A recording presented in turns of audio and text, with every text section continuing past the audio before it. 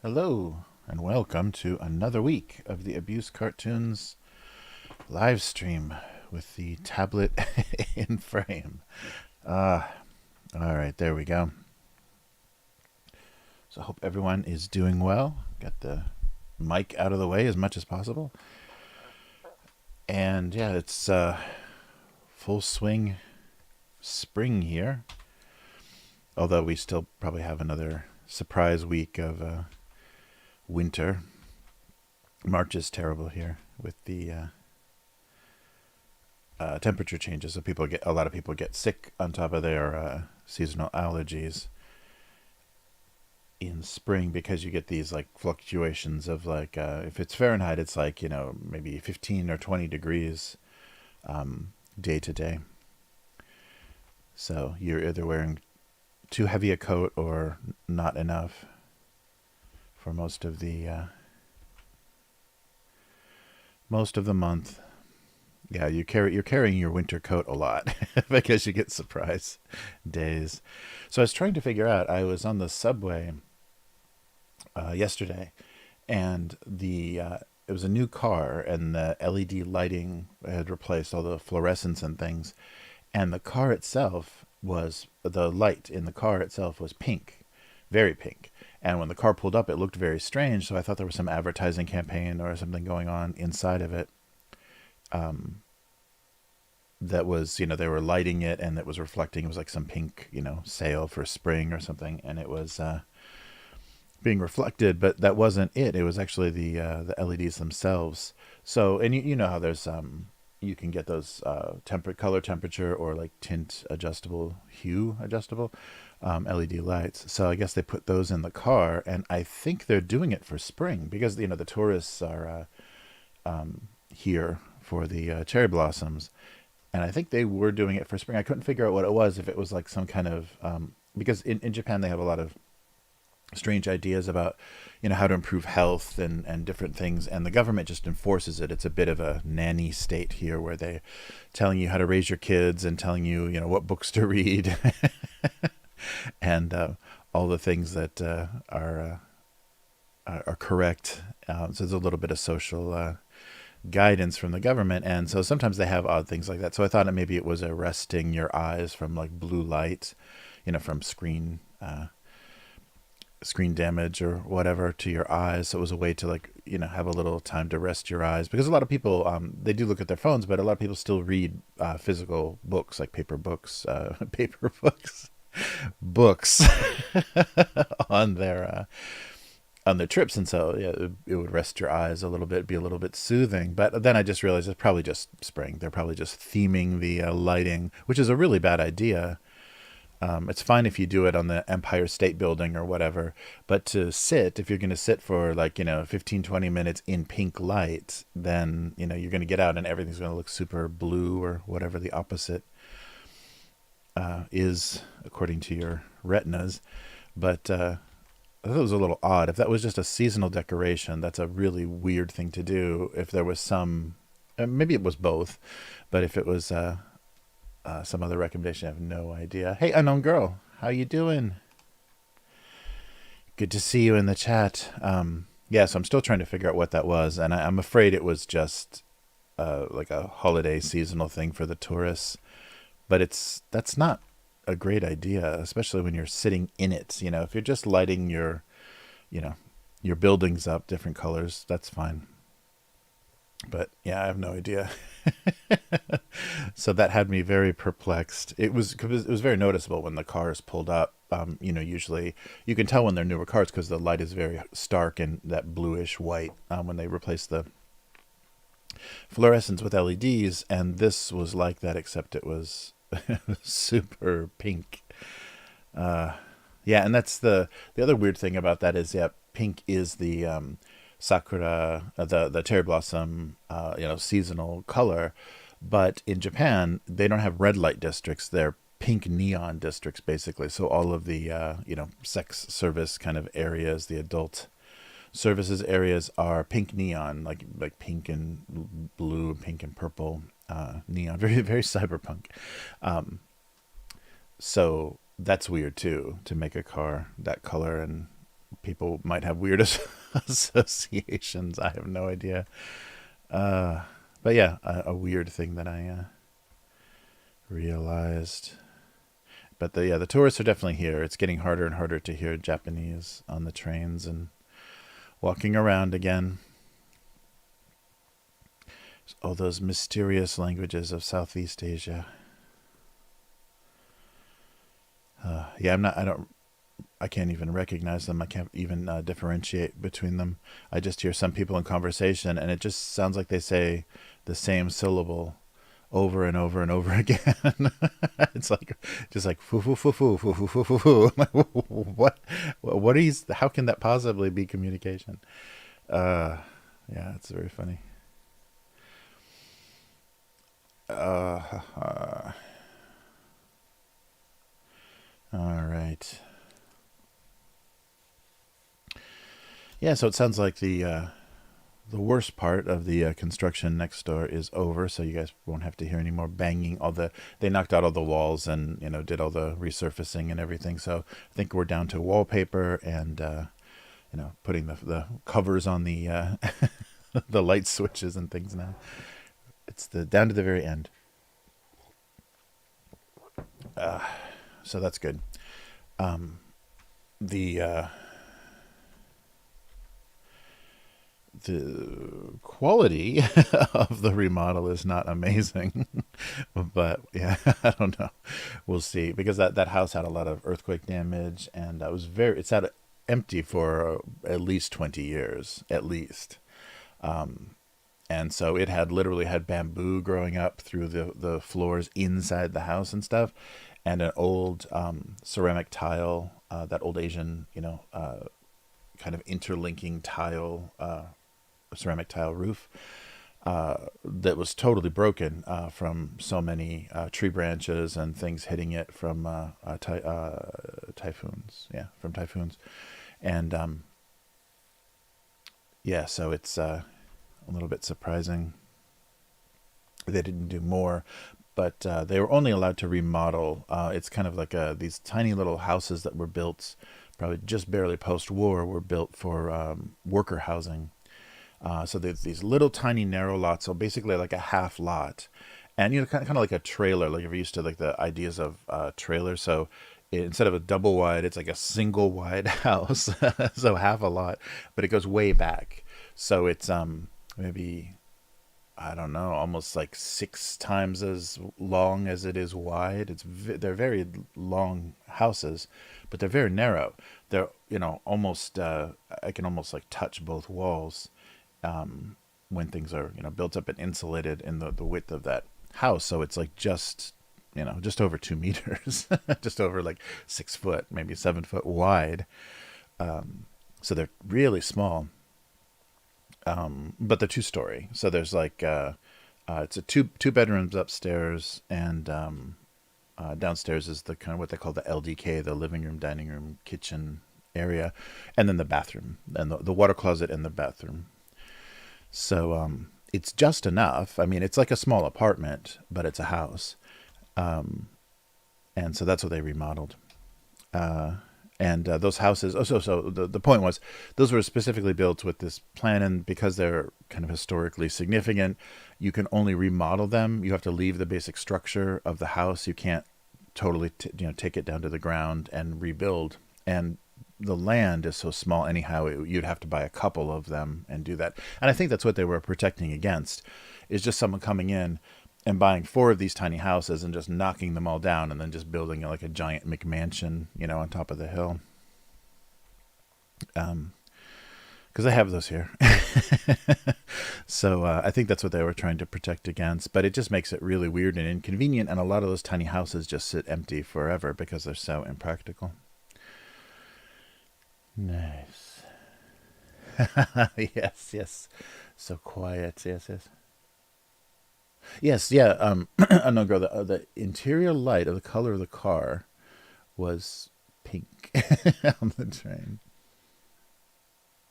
Yeah, I'm in the subway. I'm sorry, it's the subway car.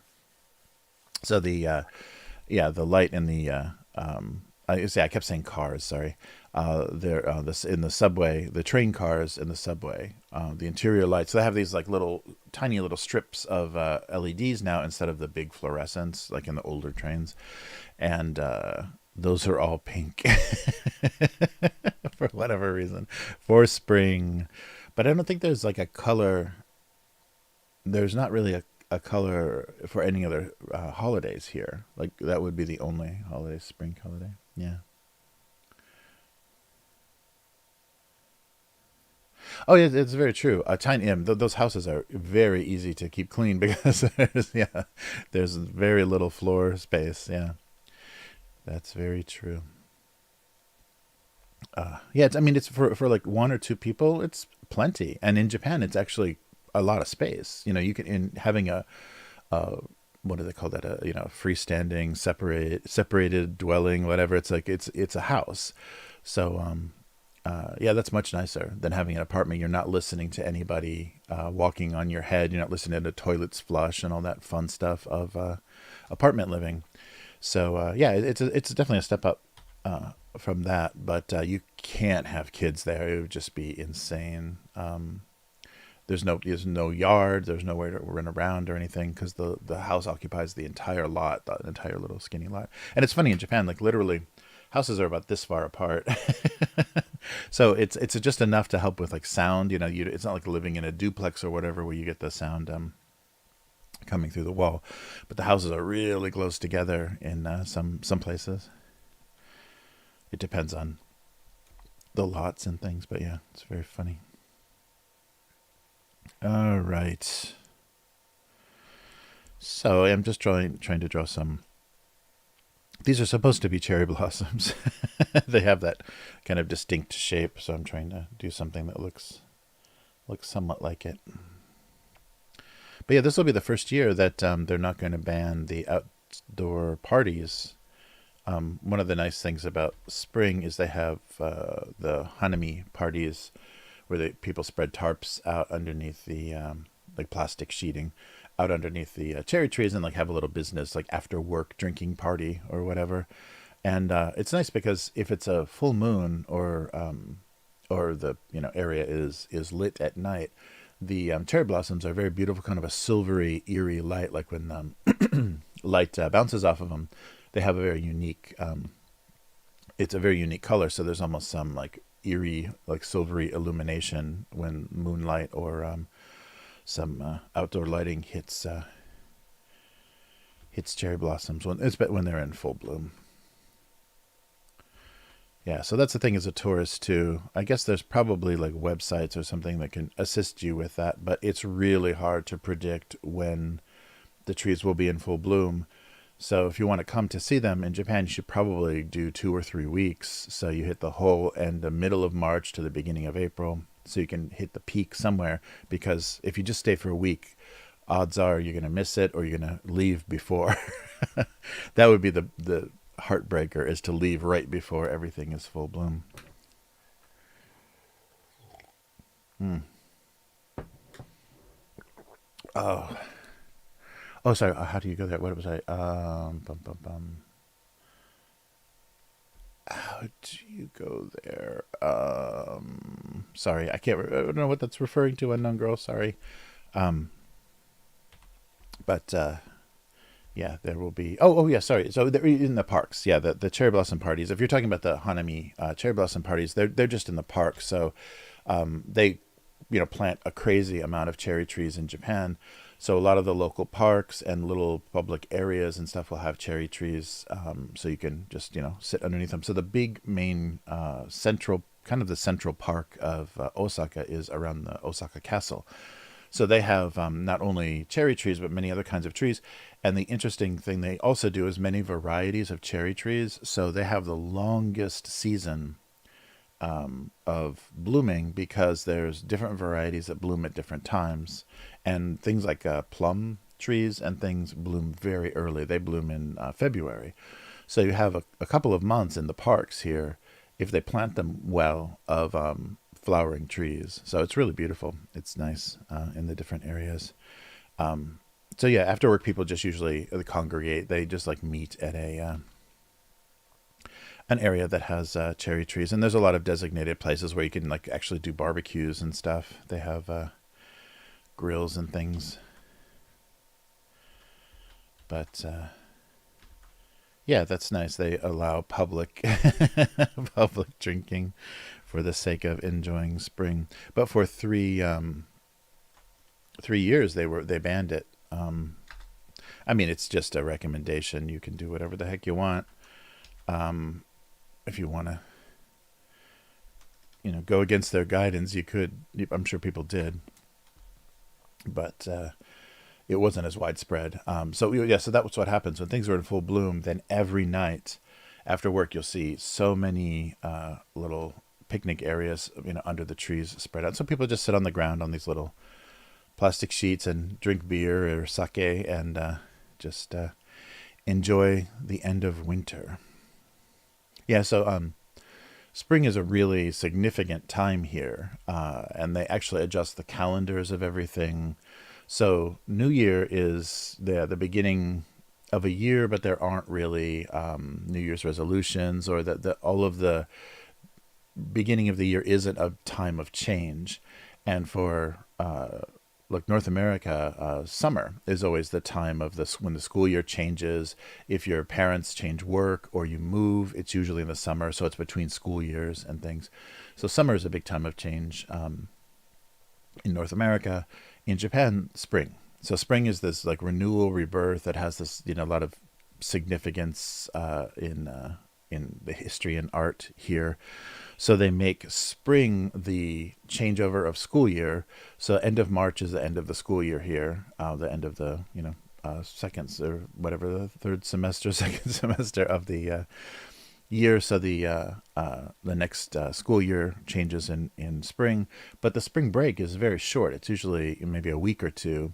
So that aesthetic decision makes it very difficult if you're moving. If you have to move for work or relocate for some reason, booking like a moving company or anything is really difficult because everybody has to do it all at once, and everybody wants to do it during the spring, and it's a much shorter time than the summer. Summer is a couple of months, give or take, and spring is a couple of weeks. So sometimes it's impossible unless you planned way ahead or way ahead that you're moving. Yeah, it's very difficult to get the moving companies to actually do it. And of course, because it's Japan, they know you're desperate and the prices are horrible. If you moved in the summer, it would probably be half of what it costs you to move in the spring, just because of the demand. It's just, their little supply and demand trick. It's the first spring in a long time where there was an open beer under a tree. No one is going to understand what this is about, but why not? There we go.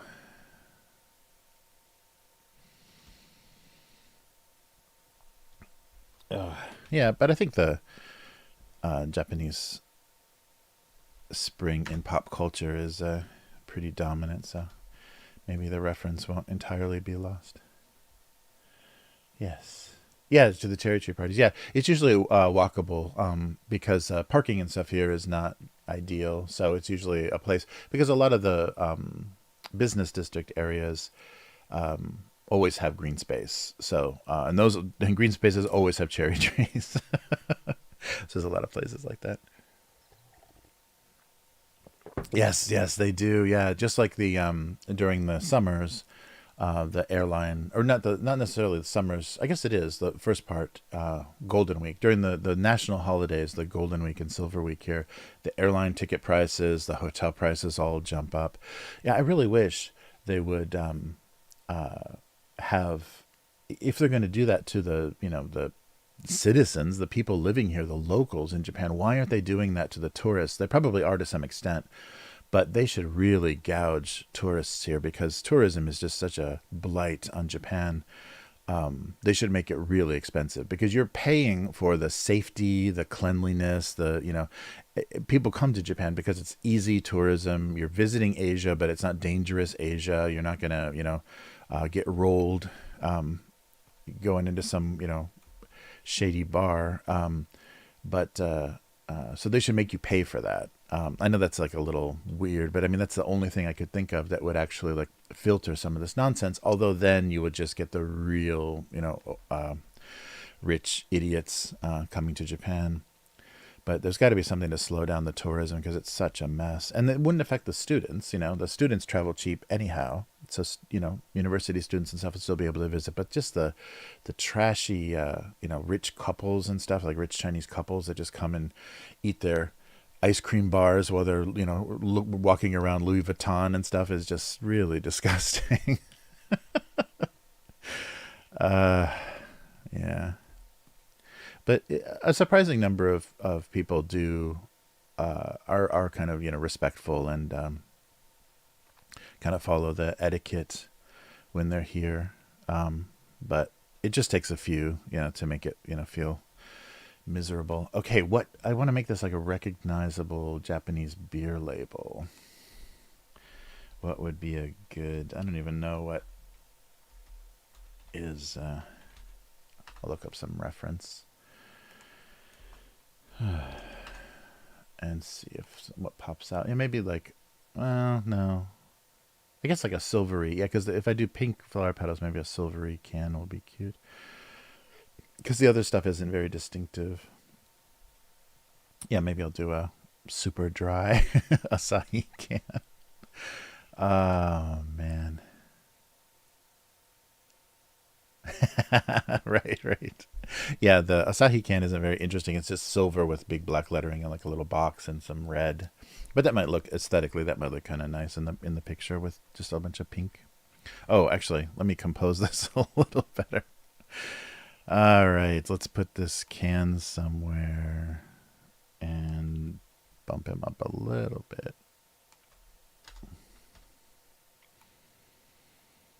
Yeah, kind of a weird off-center. Yeah, weird off-center might be a little bit more aesthetically Japanese too. Might be kind of fun. All right, and where is this? Okay. Let me just move this.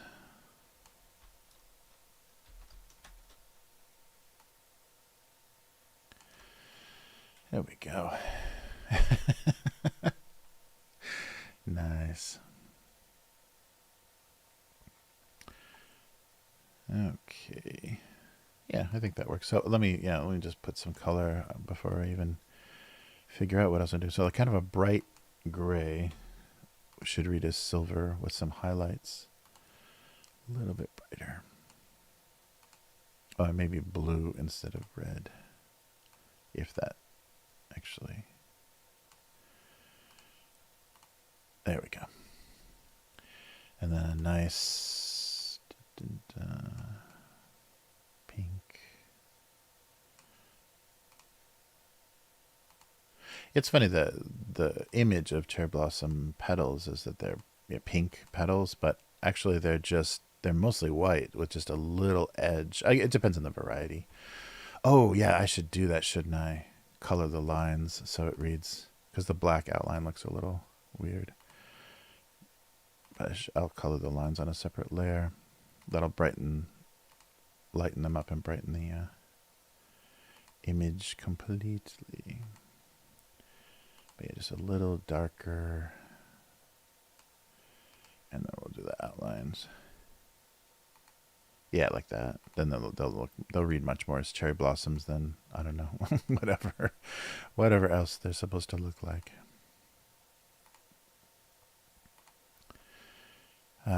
So hopefully it'll be so they have finally loosened the mask recommendations in Japan, although people are criticized. I mean, the governments always get criticized, but in the height of one of the worst allergy seasons in years, they say you don't need to wear a mask anymore, and people want to do that. But at the same time, they need to wear masks for their allergies. So it's, stupid to take a mask off right now because the pollen is just insane right now. Insane here. So it's very funny. Something has always got to be criticized. So I'll just do a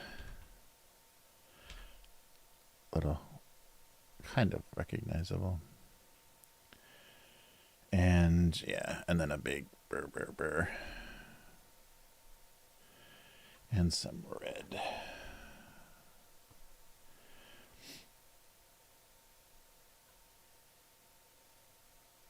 Oh yeah, and there's the Nama here. Oh, black, black, black. There we go.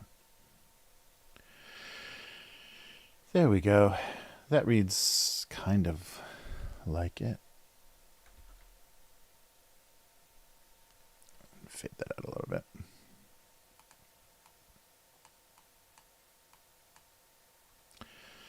All right. A bit more. And maybe up a little bit. It seems like it's sitting kind of low.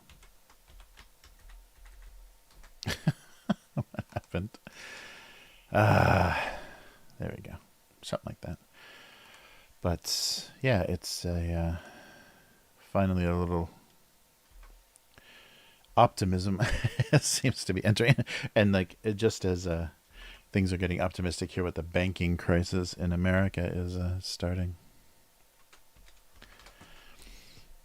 Yeah, I hope that doesn't get worse. I hope it was an isolated incident based on, people, because everyone knows the tech markets in Silicon Valley and everything are just, they're all such criminals.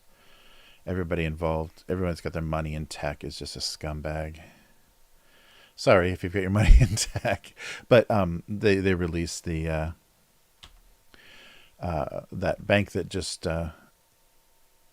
became insoluble, whatever. I'm not a financial guy, but the all the executives, like the top 5 executives at the Silicon Valley bank, all cashed in stock, somewhere between like 15 to 30% of the stock that they owned, right before this happened. So, I mean, there could be some weird coincidence, but the reality probably is that they all knew what was going on. They all knew that they were in trouble, and they're going to get their little cushion out of it. Of course, the employees and the stupid people with their money and the investors are going to get screwed, no matter what Biden is promising. But yeah, there we go. A shiny beer can. But they knew what was going on, so that's very disgusting.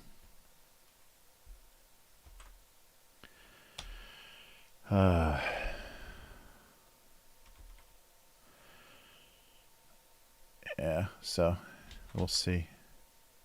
But hopefully this is just tech shenanigans. Who will be bailed out? Because so many of the people with money in that bank are, tech companies that need to be doing okay, like startups and things that need to be doing okay because Microsoft needs to be able to buy them. Or whatever, they need to finish developing the thing that Microsoft is going to buy, or whoever. There we go. How about something like that? Oh, and maybe, no, I won't go crazy. I was going to make it a little more dense. But let's not. But yeah, that's really, hopefully it's not a sign of bad things, but it's a sign of how they don't know what the heck they're doing as far as trying to, raising interest rates and trying to get out of the inflation nightmare that the U.S. is in. Yeah, there was an article about the hash browns, the breakfast hash browns at McDonald's going up to $3. And it can't be in all areas. It's probably just in certain like big cities because the menu prices aren't universal. They raise them a little bit in urban areas when they know they've got like office workers trapped and stuff. But $3 hash browns. Oh, a rare smiling. There we go. A rare smiling cartoon. All right. Yeah, it's kind of a huge can of beer, isn't it? Oh well. It has got nice balance in the frame. Thanks, Unknown Girl. Yeah, it really sucks, and hopefully the people. I mean, I think they have to because a lot of the people that had their money in there. But it's like 3 banks, I think, that this happened to. I just can't even imagine that. Like, oh yeah, your money. Keep your money in the bank. Your money is insured by the FDIC. Okay, well, it is insured, but only to this amount. Yeah. And at first they were like, yeah, too bad. But then they realized it's multi-million-dollar accounts that, okay, we have to go over that amount because it's Silicon Valley and we love them so much. And they do exactly what we say. You have to keep them happy because they need to do your censorship and they need to do your propaganda for you. As we're finding out with the Twitter files. All right. Okay, so we got some springtime beer.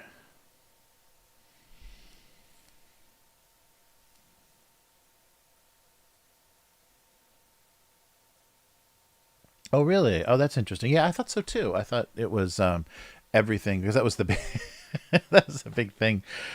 Sunday, I remember as a university student being hungover and drunk from Saturday night and trying to get up in order to in time to get a greasy fast food breakfast to kind of settle your stomach, and never being able. I think it was like 10:30 or something was the cutoff, and never being able to get out of bed and to McDonald's in time to get a McDonald's breakfast on a Sunday morning to nurse my hangover.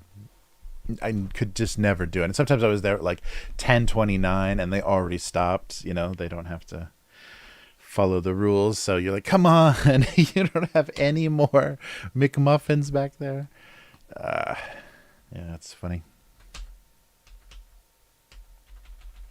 Oh, somebody was saying there was a British comedian that was saying that he never, in England, he never ate McDonald's. But when he was here, doing some, like doing a tour or something, he kind of just used McDonald's as a fallback and thinks that there's something something different or something. Maybe he didn't eat it in the UK, but he said he ate a lot of McDonald's when he was in the US touring because it was just convenient and cheap.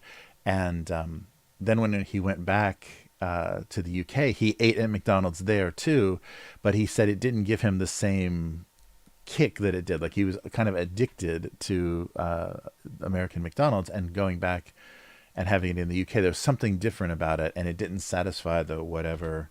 So maybe they have different nutritional requirements or something. So the recipes are slightly different in England than America. But he said they do something. It's probably just salt, but they do something to McDonald's in America. So I wonder what that is. I wonder if there is actually differences. And McDonald's would probably not want to talk about that, but they'd be really curious if there was a difference in how they cooked things and the like oils and seasoning and stuff that would make you crave a certain country's McDonald's. But I think they do source some local stuff, like local potatoes and stuff. No, that's not true. I think they ship their potatoes frozen, their French fries. I don't know. I wonder what it is. But I'm sure there are local restrictions on how unhealthy food can be, and America doesn't have a lot of concern about health. Yes, I wonder what that was. I wonder what he noticed, or it could just be, it was the pot that he smoked in America gave him the munchies in a different way. All right. Oh, the pants are like flat on the bottom, right? It should be like just a straight line between, kind of curved. Yeah, because you would see you'd kind of see the flat edge. Kind of. All right. Yeah. Thanks, unknown girl. Yeah, I gotta try the Aussie McDonald's. Mm. So, what's the is McDonald's the most popular fast food in Australia, or is there a another like a local chain that's more popular? Because I know a lot of countries they always are very pro. I mean, McDonald's is the local the local burger place for a lot of people in the U.S. Sadly enough, but a lot of people like to support the local business more than the international, the multinational global fast food conglomerates. And also they can McDonald's doesn't do a lot. They want to pretty much be the same thing no matter where you are, so they don't dial in like local tastes as much. They do a bit in Japan though. There's a teriyaki burger and stuff that McDonald's has had in Japan forever. Although I never see Japanese people ordering teriyaki burgers. they say they're popular, but I've never seen Japanese people order them. Uh, oh, McDonald's and KFC. Yeah, interesting. Yeah, but probably Americans and Australians have pretty similar taste anyhow, because it's all coming from England. We like meat and potatoes. Yeah. Yeah, I don't know if they still do it, but I remember maybe like in the 90s, like traveling around the US, McDonald's would try to have a kind of local specialty. So if you're in the East Coast, they would have like clam chowder or some kind of like fish burger or something, or crab, maybe crab even, that was kind of sourced locally. It would just be this oddball, local specialty kind of burger. But I wonder if they do that anymore, because that has to be expensive, and I don't know if it like serves them all that well. It actually like generates that much more business that it would be worth it. Okay, that's a terrible looking pan. Um, what are we cooking? Let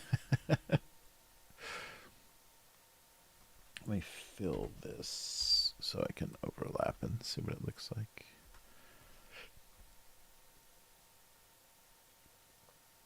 Hmm.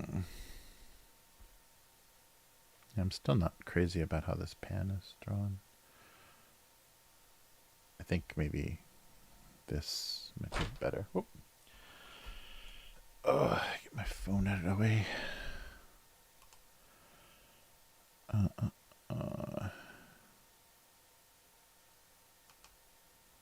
Wow, that's the second time I've flipped something and it didn't look like total garbage. Wow, maybe I'm getting more more symmetrical with my drawing.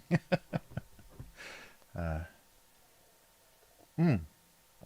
Oh yeah, yeah, unknown girl. Yeah, those local specialties, and I think that was the because America is a very domestic tourism kind of country, because there's so many people that don't own passports in the U.S. So yeah, I think that was the intention, is to kind of serve. There we go. That looks better. To serve people that are traveling, from the Midwest or the South to the North or the North to the South, to have a like a local specialty, because then they can attract those. They have the familiarity of the brand, plus but we can try some local thing. Yeah, I think that's what that was. Is a domestic tourism kind of appeal.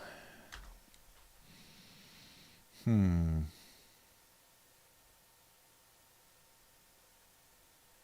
Yeah, but I'm sure that pissed off a lot of like the long-standing local businesses that we've had a crab burger ever since we opened, and now McDonald's is trying to steal our crab burger customers. Yeah, I bet that was a little frustrating for the small. Well, yeah, that's it, and that's probably the intent. Part of the intention too is to knock out some of the local competition. All right.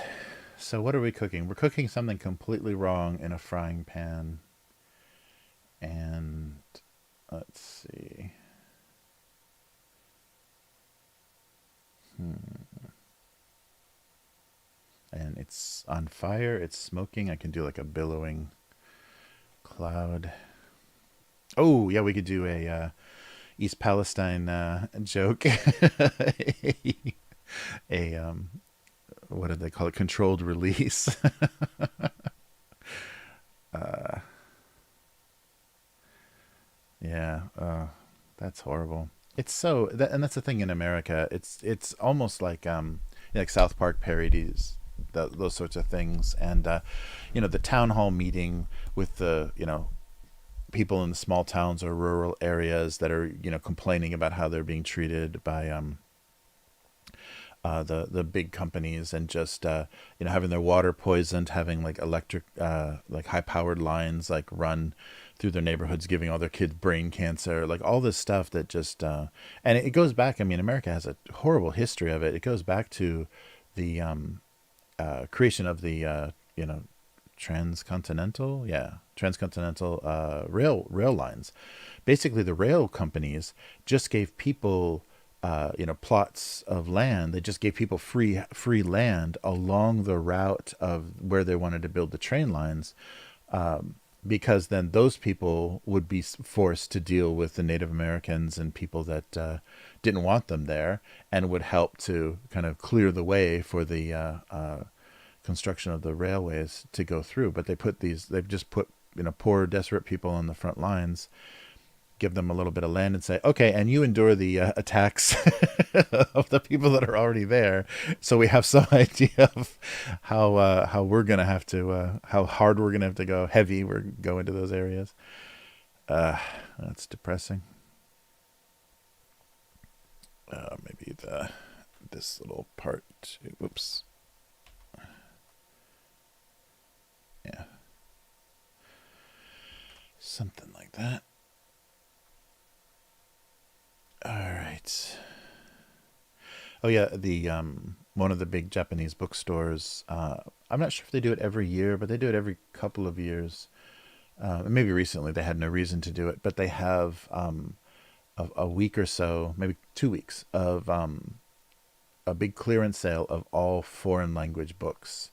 So mostly English. There's a little bit of French and a little bit of German, but all the and what they're considering, and in Japan it's a much it's a much different standard, but what they're considering kind of damaged books, and it just means a little bit of shelf wear, or I mean imperceptible damage compared to like when you see even they're trying to charge you full price for torn dust jackets and all kinds of horrible stuff that used to go on at the big chain bookstores.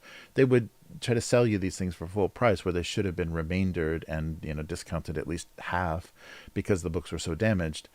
But they have a big kind of clear out of stuff, and there's a lot of really good stuff. It's surprising, because you would think here it would just all be like bestsellers and the books that were adapted into movies and stuff that Japanese people would want to read in English, but it's a lot. It's a lot of stuff, and I think it's the bookstore is a huge. I think they have them in America and maybe other countries too. It's Kinokuniya is the big book chain, big bookstore, and they have a huge amount. And it's nice because during the course of the 2 weeks, they just keep bringing out more and more books. So I love that. And I miss that so much too. I hate buying books online, which is pretty much the only alternative. But I love just like going through, like digging through boxes of books and looking for some little hidden treasures, or some good finds, some things that you always wanted to have a copy of, or at least like have a mass market. The only thing this year I noticed, as opposed to previous times, which it's been years since I've seen this sale, there wasn't very many hardcover. It was almost all paperback. Some years, because I got some of the old the posthumously published Tolkien books and things, the stuff edited by his son. I got some of those, and like wrapped in plastic hardcover from that sale. There's some really good stuff that I found, but yeah, not this year, not so much. But I got some really nice copies of texts, like classic books. I bought like the original text for Mary Shelley's Frankenstein, the Penguin Classic version of that. Just like really fun stuff that I've always wanted to have copies of, or have copies of, but they're not in Japan. But yeah, it's good. So that's really fun. I mean, yeah, for for everybody in English speaking countries, that's not very exciting because you have bookstores and they have clearance sections.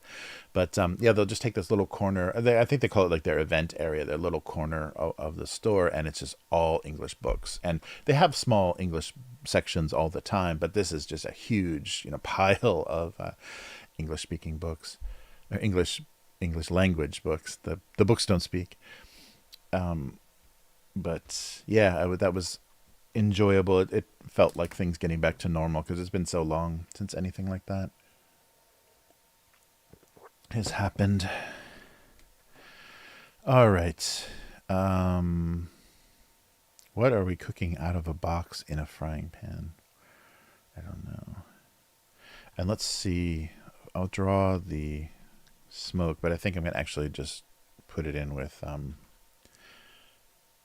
yeah, it'll just get kind of the shape. I think I'm going to draw it in with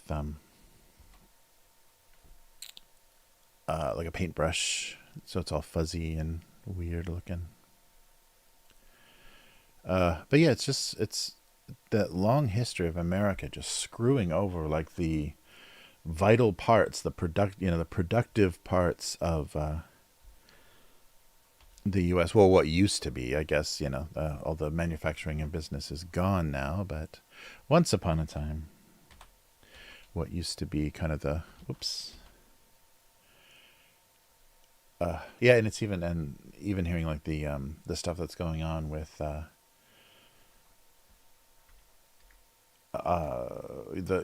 Monsanto and all the big farming corporations, and how all the farmland is owned. Like Bill Gates owns a huge amount of American farmland, and there's a lot of Chinese companies and things that are buying up American farmland because yeah, they're just producing all their GMO corn and to make their lovely high fructose corn syrup that's killing everybody from obesity. Yeah, I don't know. I'll sketch that in, I think, with a brush.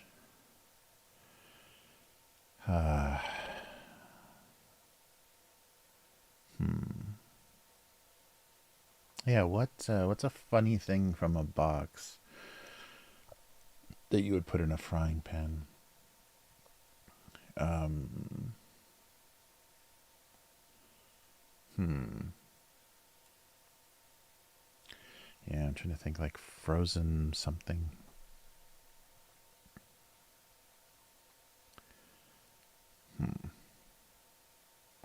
Yeah, we'll get back to that. I don't know.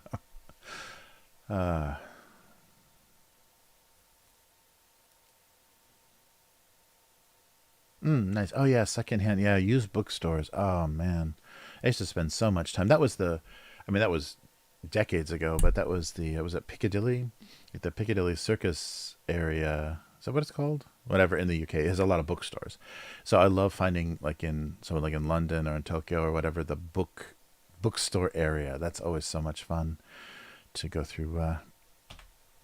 Just shop after shop in the little bookstore, booksellers row. That's great. And it's fun too because the UK covers and US covers of a lot of famous books and stuff are very different. They hire different designers, so there's alternative cover art and everything. Oh yeah, the I just saw I think it was the audiobook or something. Somebody uploaded something. I forget what it was. I mean, I think it was on YouTube. Somebody just they uploaded the Expanse audiobooks for the sci-fi novels from the Expanse, but as the thumbnail they used the Polish art, the art for the Polish releases, Polish language releases of the books. That art is so cool. It doesn't like totally. It's kind of dark. It's a little uh, dark and scary. It's a little more horror movie-ish, but there are some pretty scary elements of that book of like space travel and everything. But the illustrations are so beautiful. Yeah, I'd really love. I think that artist sells prints of those, but it's really cool. Like a really different take. The American prints or the American covers of the Expanse books are all focusing on the spaceships and the space stations. So the beautiful kind of sci-fi architecture in space. So I love those covers a lot too. But these were so different because they focused on just the characters, like spacesuits and the characters, and them being all like plugged into the because they make the faster than light travel more real in the show, so you have to like literally sit in like a crash couch kind of thing and be wired up to drugs that like numb the pain because your body is being hit with this like insane crushing force, and you know just like a jet fighter or whatever, you'll black out or you'll not be able to do anything. So you're like injected with all these drugs that keep you conscious and help maintain or help prevent getting damaged from the forces on your body. So the illustrator went with kind of that angle. A lot of people strapped in chairs and space helmets and stuff that look pretty horrific, but yeah, they're really beautiful. So yeah, if you like The Expanse, definitely look up the Polish the Polish book covers for The Expanse. They're really cool. Very dark and an interesting take on that setting. Yeah.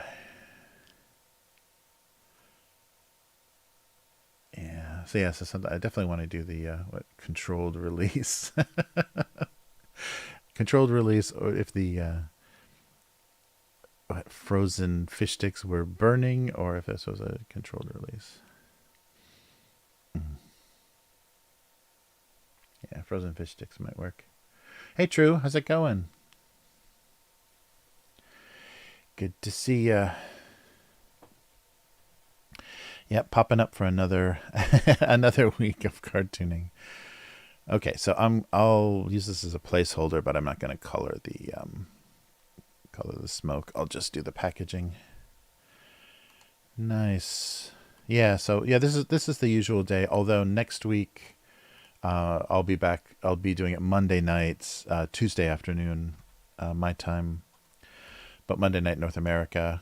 If you're around, because my schedule's all flipped. The university day, everyone's taking like weird holidays.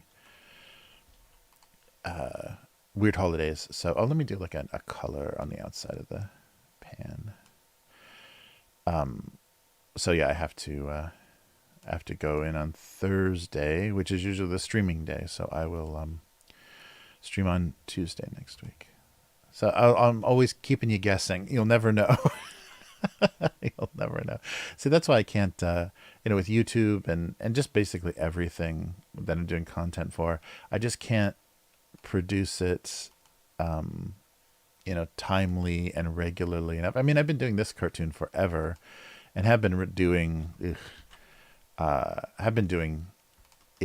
twice a week for, 15 years or whatever. So I guess it's not totally true. But with my YouTube content and streaming and stuff, I just can't hit a consistent schedule. I guess that's like having kids and stuff. That's the problem. Kids make it a little bit harder to, you got to follow their schedule or else you suck and you're divorced. But yeah, you have to follow their schedule to make sure everything is working. Yeah, so that makes it harder. Yeah, that's an interesting thing too. I bet there are fewer parents, unless they're doing things about parenting. But I'm sure there are fewer parents that do stuff because their kids, once they're school age too, their kids' schedules dominate. So you can't reliably do stuff unless you're just like, yeah. I guess I'm just not crazy enough to always be pounding it out, like staying up until 2 a.m. to get stuff edited and stuff just because I want it to come out on Tuesday. Yeah. And I think if it was a more significant, if it was like, my only income, then yeah, I would definitely be doing that. Yeah, so that means if Go Comics goes away, this will be a bigger part of my income, so I'll have to get better, get good at the online part of it. Yeah, because I'll be begging for super chats once I'm not syndicated anymore. I don't know why. I just have this fear that that's coming down because Go Comics is doing a lot of shifting. There's a lot. It seems to be a lot of uh, canceled, departments or fired, laid off departments in their company and stuff. So I'm worried what that means if they need to cut expenses. I'm not expensive though. They can afford me, right? Oh, they don't have to pay Dilbert anymore. Hell yeah, I should be fine. That's why I didn't think of it that way.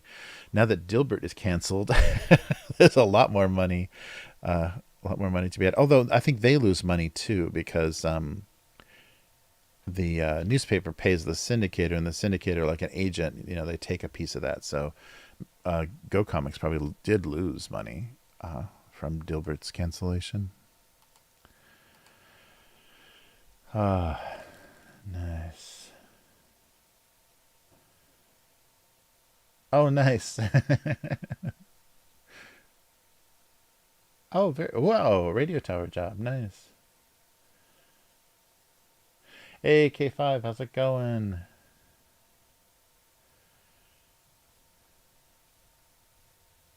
Oh yeah, it looks like a. Does it look like a cereal box? It does, doesn't it? Oh yeah, that could be the joke too. Cornflakes or something was not going well. All right.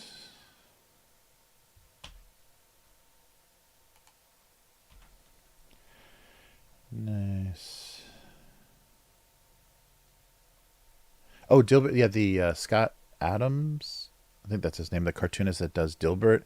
That if you don't know Dilbert, it's kind of this office worker. The character is just like a typical office drone. You know, that hates his boss, and I can't remember if he's like an idiot, if Dilbert's stupid, or I don't know how you're supposed to think of him. But yeah, he's got this like a secretary and a boss character, and he's got a dog that looks like him. The drawing, I've always hated the artwork for Dilbert, but yes. So Scott Adams does a weekly live stream, and there was a I think I talked about this last week a little bit. There was a Rasmussen poll that was following up on an incident that happened. I think it was at an American university. I don't remember where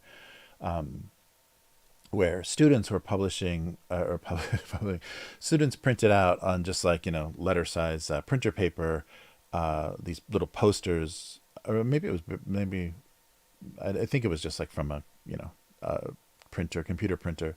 They were putting these pieces of paper around campus that said it's okay to be white, as a reaction to some of the critical race theory and some of the stuff that was being taught at the school. And so it was probably like white antagonistic students doing that. And so there was a bit of a controversy. I don't know that I think that was like a year ago or something. But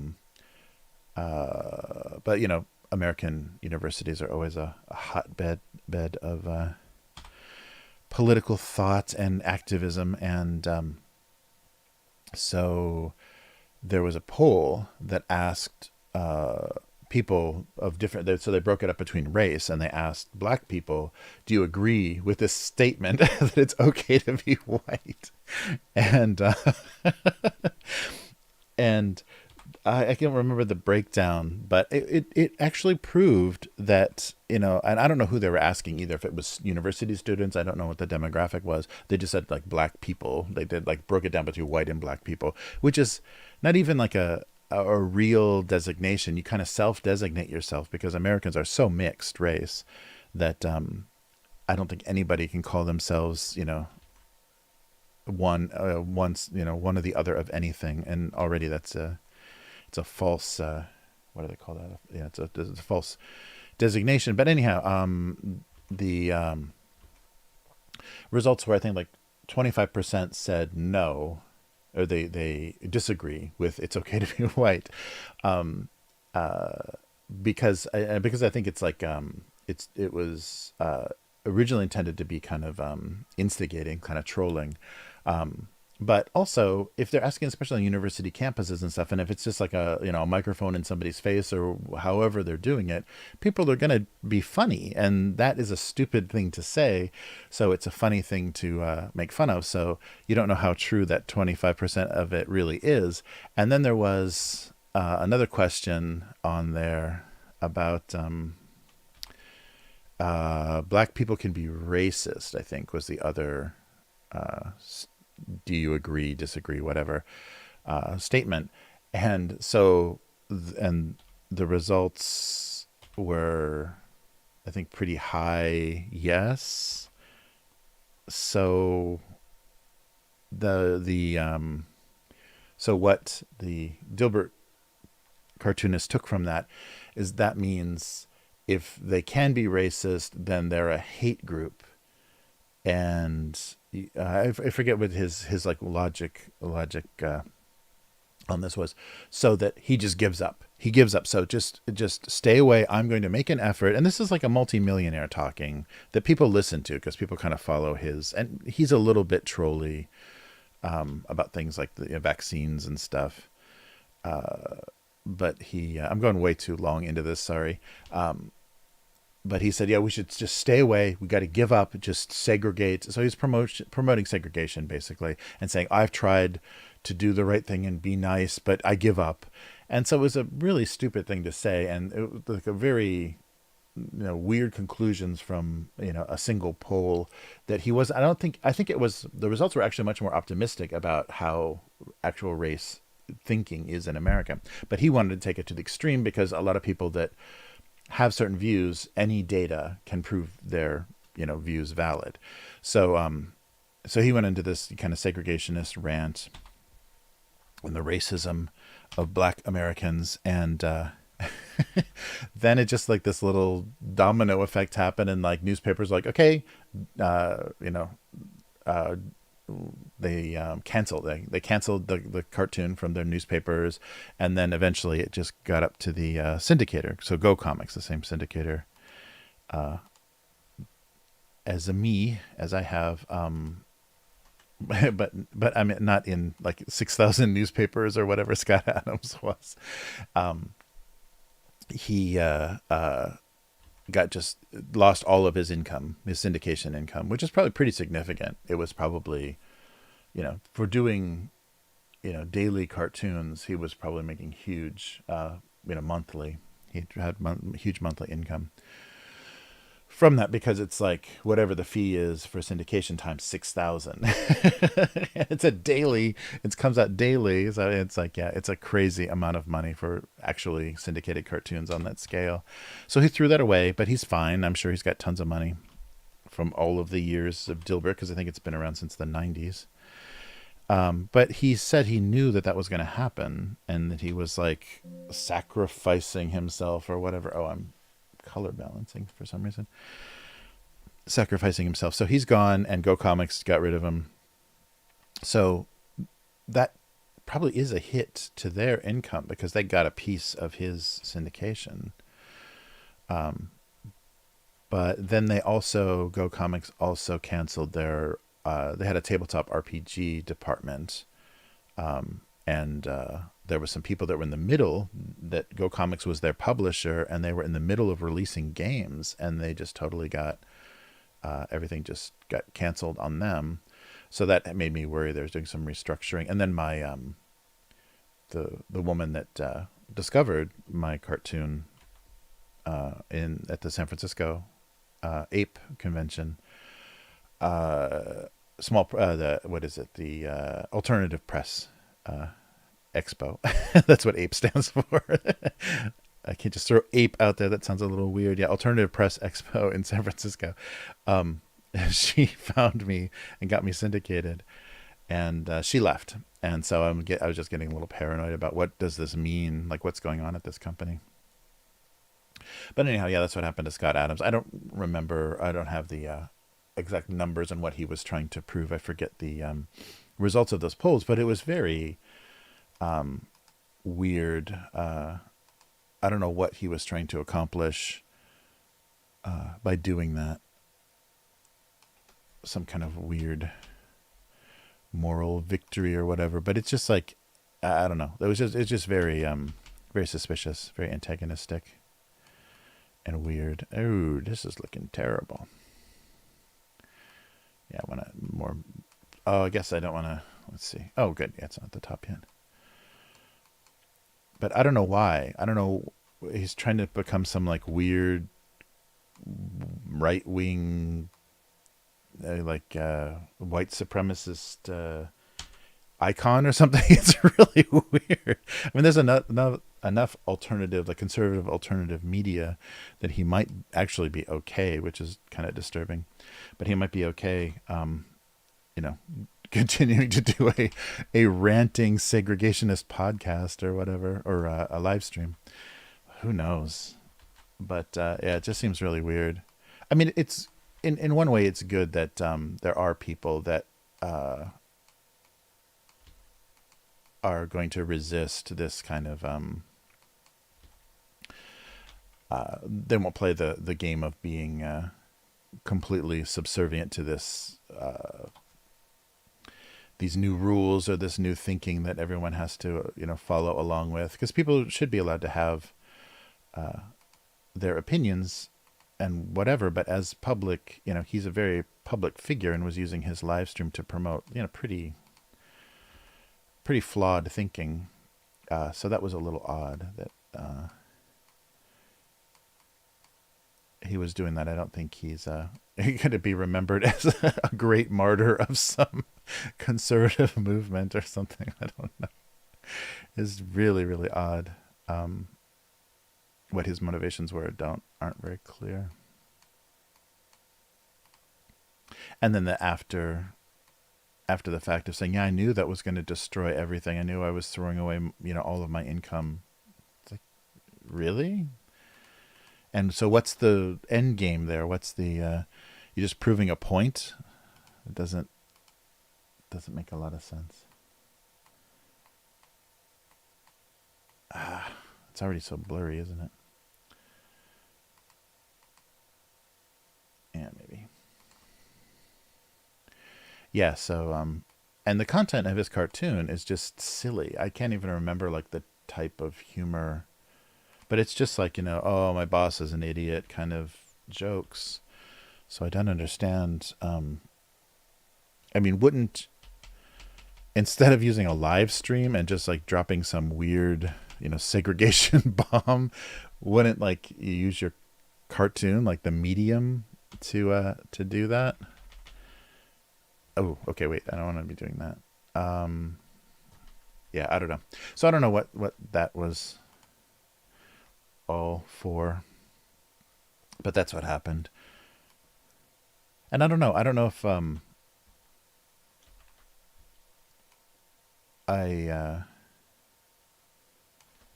I don't understand. I don't understand like what the motives were, and if that reaction too strong for the for newspapers and syndicators, because it's kind of it was a pretty weak message. It's not like he was espousing armed reaction or anything. He was just being weird. And the funny thing is who is he talking to, and does he even have any, are there even people of color living anywhere near him if he's a multimillionaire? I don't know like his living situation, but I would imagine he's probably pretty well set up. So what is he talking about? Like, who exactly is he leaving? Who is he moving away from? Yeah, I don't know. But it was a really weird really weird thing for a not even a political, I mean, maybe he considers himself a political person, for not a political cartoonist to do, and then claim some sort of victory. How does that look? Kind of weird.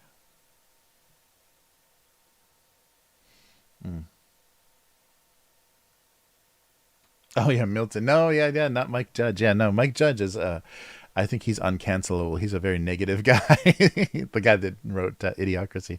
I think he's uncancelable because he's too honest about how fucked up things are.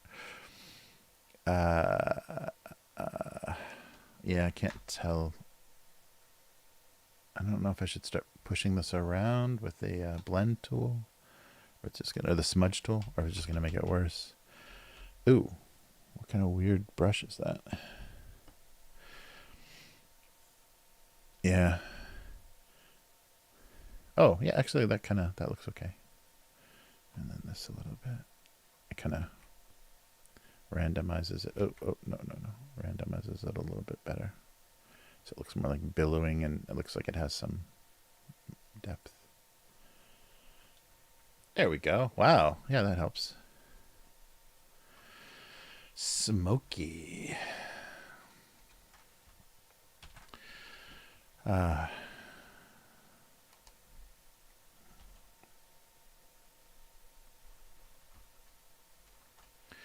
there we go.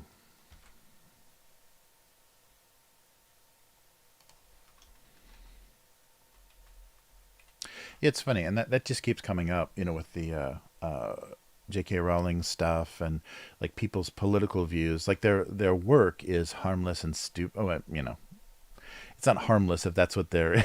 They're gonna. The argument is if somebody makes a lot of money doing something like Harry Potter or Dilbert, and then uses that money and their platform to then donate to political groups or whatever that are actually harmful, then that's dangerous. So it's not their work that's dangerous; it's their political actions as a citizen that are, but as a wealthy kind of platformed and elevated citizen that are harmful. So yeah, I don't know. It's very strange, and it's weird that keeps coming up. I guess because we're just surrounded by such pop culture trash culture. There's nobody making very daring, challenging art.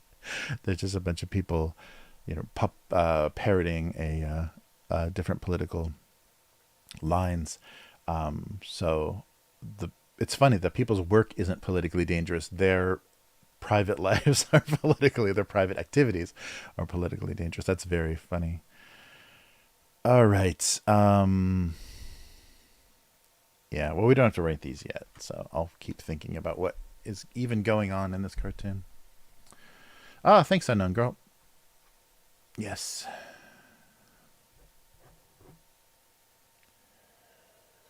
Mm. Yeah, and it's funny when people know that people know how sensitive, and because your words can be spread all over, and also like everything I was just saying, trying to explain the Dilbert situation, the cancellation. You could just cut that up and make me sound horrible. You could just take what I just said on a live stream and make it sound horrible. So that's the unfair, weird thing we've got going today. We've got all this media. It's all produced digitally. It's very easy to manipulate, or easy to take like pieces of it and just give it its own weird context. So yeah, it's very strange. But yeah, and the last thing I would expect is Dilbert, the creator of Dilbert, the world's most boring cartoon, to be yeah, to try to get some attention that way. All right. Yeah, I just hope he doesn't have any kids that need an inheritance or need to have expensive medical conditions or whatever, because that's all gone. All right, so let's take a look at some. Oh yeah, let's take a look at the archive. That's right. That's what we're doing. Let's go back. So we are in 2009 now. Let's see. Yeah, I think we're still 2009. Yes, June 2009. Let me set this up before.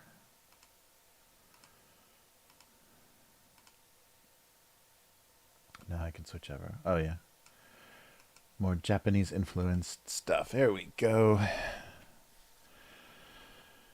All right. Yeah, so I was talking about how they want you to recycle milk cartons in Japan. A very complicated origami based deconstruction of the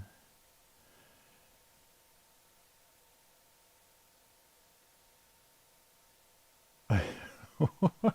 I forget what the Goofy comments were, that is a stupid looking knife. It is a stupid looking knife, isn't it? All right. So let's go. Yeah. So he wasn't against recycling, just how stupid it made him look. Yeah. How weirdly you had to cut the milk cartons into their recycled shapes. Okay. So June 4th, 2009. Once empty, his ability to demolish thirst was only a memory. He'll have memories for a long, long time while living in the landfill. Thank you, Nighthawks. Demolish thirst. Oh, isn't that's a idiocracy thing, isn't the thirst annihilator or whatever?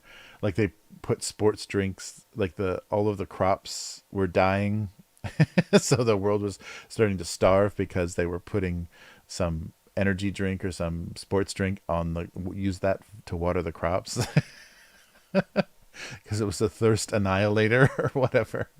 Some company had paid them to use it, like basically Gatorade to irrigate crops, and it was killing them. That's idiocracy. So to June 9th, he had never before considered how under par he was willing to be. A golf joke. That's terrible. How under par he was willing to be. Subpar is the joke, I think. It should have been subpar, isn't it? That I get that that's not a golf term, but I guess it would relate enough. Being subpar. It was almost as if he was had some kind of invisible hold on her. A saran wrap joke. His invisible force field of saran wrap. I hate it when they cling. Thank you. H head. So clingy. Yes, everyone's making the cling jokes. All right. Hey, some empty friend. How's it going? Brondo, thank you. Of course, some empty friend is there. Yeah, what is it? The Thirst Annihilator? There was some funny, like, 90s style tagline for that. You're awesome, some empty friend. Always coming in with the facts that I never remember. June 16th, 2009. Storage was the unknown length of time required to forget something existed. Very philosophical. Archivists thrive on this principle for other people's stuff. Ain't that the truth? See, this is only 13 years ago that I'm liking this comment from. Nice. So June 18th. She had hoped he would turn it off at some point. So the idea of like somebody's always on, like they're a little too high key to their personality is a little too much. Yeah, so the vibrating of the electric toothbrush, and she hoped he would turn it off at some point. Like the Energizer Bunny. Can't you just turn it off for a minute? Yeah, so be yourself. Don't be this, this face you use publicly. All right. June 23rd. As a household lubricant, he wrongly assumed his life would be frictionless. I'm a can. Yes, I am. Okay, Steve. And a Spencer Davis Group YouTube link. Thank you, Dicer. Oh, he could squeak by. Oh, that's great. Yeah, squeak by would have been a great phrase to use. Maybe I'll return to household lubrication one of these days with a squeak by joke. So June 25th, Peanut Butter and Jelly felt tremendous pressure to continue their strained association. Yeah, that's always funny, like the famous comedy, pairs, what are they called? Duos. Comedy duos are like, people that are famous for working together, but their personal relationships are really bad, but they just pretend to like each other or pretend to get along for the money. So yeah, I like putting that on Peanut Butter and Jelly. That they secretly hate each other. All right. But they need a sliced bread motel to do it in. Hey, got a couple of slices. You get a couple of slices, you two. Oh, that's funny. Instead of get a room, get a couple of slices. Their strained association. June 30th. Something made him, something inside him just felt wrong. Being heated in a microwave. I've seen some styrofoam cups melt down or spring leaks, but I haven't seen them catch fire. I bet they would catch fire if there was leftover food. Oh, yeah, yeah. That's true. I've seen not really flames like the silly flames like I was drawing, but yeah, smoking and melting with that kind of like burning edge. Is there ramen in there? I know I did that once. Nice. A little flaming cup. July 2nd. It had gone from exciting and glamorous to just annoying. Yeah, the little handheld little battery fan. So blowing the string on the tea bag, like a. I was just thinking of like a photo shoot or whatever, where they put fans on so that there's activity, actively blown hair. Air blowed tea now from Nestea. Is this like the mellow tea drinking guy married to the yappy windbag who just won't shut up? Oh, that's pretty good. All right. Equivalence. Exciting and glamorous. Yeah, that's the thing too. Yeah, the like people like traits that you're originally attracted to in people. Like they're very confident. They've got a big mouth. They're funny. You know, funny when they're like attacking people that you don't like. You know, verbally, and that's entertaining for a while. And then pretty soon you're like, oh, wait a minute, this could turn on me, or this could go horribly wrong, or this just doesn't last. You know, long as something you want to deal with. July 7th. Once your partner stopped speaking to you, your days as an intercom system were numbered. Your partner being the other side of the intercom. I don't know if that was very clear in the wording of the joke, but yeah, the idea that the other side of the intercom doesn't want to speak to them anymore, so they're kind of functionless. All right, July 9th. He could no longer hold so much extreme grape-deliciousness. I should have made that one word. Grape-deliciousness. All right. It was grape smart water, and it figured out how to get away. Nice. Oh, there's another one. Weak bladder, I guess. I should have come up with a better spelling for that. All right. July 14th. Without a fourth bracket, they had little chance of holding anything up anywhere. Just 3 little brackets and a tiny screw. July 16th. Come on, July 16th. Come on, July 16th. You can do it. There we go. So he had nothing between a slow simmer and completely boiling over. Right, 0 to 100. Oh, there's my greasy fast food making a return. July 21st. A certain amount of grease and sweat had to be expected in any relationship. Aw, a not so happy meal. There we go. Grease and sweat. Yeah, the condensation on the cup I'm calling sweat. Grease and sweat. July 23rd, they were not filled with flowers, but with delusionment. Oh, I already liked it.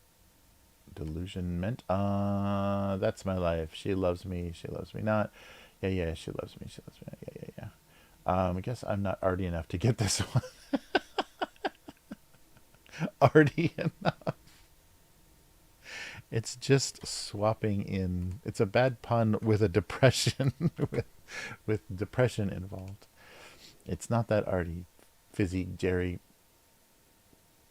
All right. He feigned a fishing hobby, all the while coveting handmade beaded jewelry. What? All right, I don't know where that came from. Handmade. There's no beaded jewelry in the whole. Oh wait, maybe it's the tackle box. It might have been like something that I saw that just triggered the like people at like arts and crafts fairs, with using tackle boxes but using them for beads and jewelry stuff. Yeah, it doesn't work so well. All right, July 30th. He could restart hearts, but romances were another story. Hearts, oh, that's plural. He could restart hearts, but romances were another story. Baby steps, get that heart a pumping. Thanks again, Nighthawks. All right, 13 years in the future. Right. Oh, there we go. The renovation had a surprising lack of attention to detail. There were just no light fixtures. Yeah, I think this is when we're moving in and, replacing lights and things. I think, these are the transition years. So what's the date? Yeah, 2009. Yeah, this is the date. I think this is my permanent move to Japan, 2009. So we were putting in lights and doing all sorts of stuff to get something livable. August 6th. Providing that much unappreciated telephone assistance would make anyone suicidal. Unappreciated telephone assistance. Yeah, see, it's a little questionable because, somehow he was lit on fire as an act of suicide. I don't know. Got that right. Unappreciated telephone assistance. That was the basis for the whole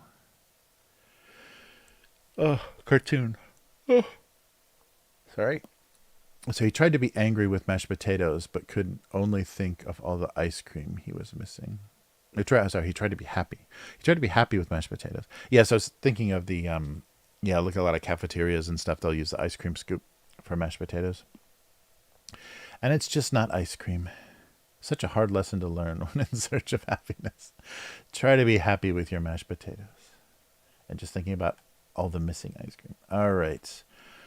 August 13th. So we'll finish out August with only each other to reflect things. Things started getting a little weird. So reflect, I guess, like the idea of reflecting on your life or whatever. Yeah. So the idea that it's just like reflections of reflections of reflections. Ha! Oh my God, Cabros. That's a good one. Oh, I gotta get Cabros in here. This is me always reflecting, thinking things over. Hilarious. It's like The View.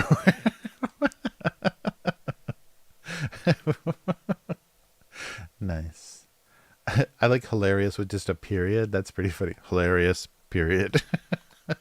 Can't tell is that sarcasm or hilarious? No, that's just hilarious. All right. And what do we got left here? That's the 18th. Yeah.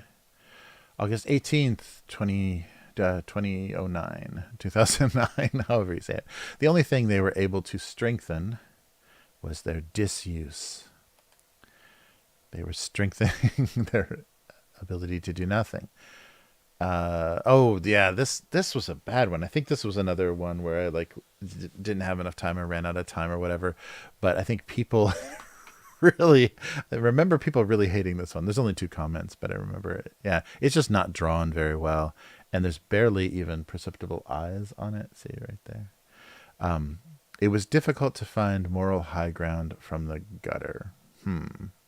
Yeah, I don't remember what that's. But this is a really poorly drawn sewer grate. And I'm doing that weird thing where I'm kind of breaking rules and stuff because this is the street. So it's not a sewer grate just like in a white infinite background. It's got some like weird. I drew the gutter and it's not a great cartoon.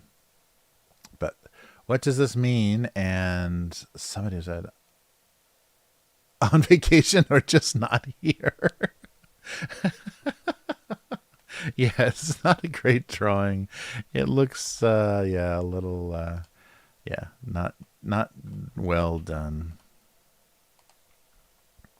On vacation or just not here.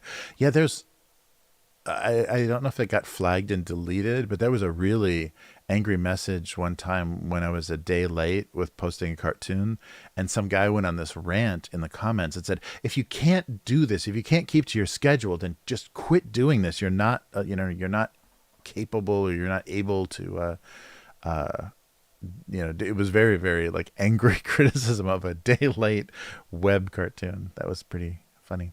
But yeah, I remember this being angry, or maybe there was stuff that got flagged. But this is not a great drawing and not even a great cartoon. But, oh, and I did it again. See, always the tape measure is wrong. The little tab. So he felt that revealing... oh, no, maybe this one is right. Wait, that one's right. I usually draw it wrong, but that one is correct. Yeah, that's the right way. I drew one correctly then. All right, so he felt that that revealing his entire 12 feet would only make matters worse. So I guess the ruler, the 12-inch ruler and the 12-foot tape measure. Not if the wooden ruler is a she. All right, a size queen joke. So I think I did that one right. I never wanted to draw it. I guess I always tried to draw the tape down. So finally, I put the tab on the right side. I'll have to refer all the criticism to this cartoon. All right, I think I got one more. August 27th. Come on. Wow, they keep breaking. There we go. It's 27th. Some called it a wasteland of crushed boxes, empty calories, and broken dreams, but he called it breakfast. Crushed boxes and broken dreams. That's funny. I'm liking it. Lulz. All right. And there's one more. Most important meal of the day. Keeps me going. Thanks, Cab2 B. Breakfast. I like the long shadows on breakfast. Nice. All right. And the last one is, September 1st. So a cracker joke. He was sick of being full of crackers until he wasn't anymore. All right. This is what plants crave. Yeah, Brondo. That's great.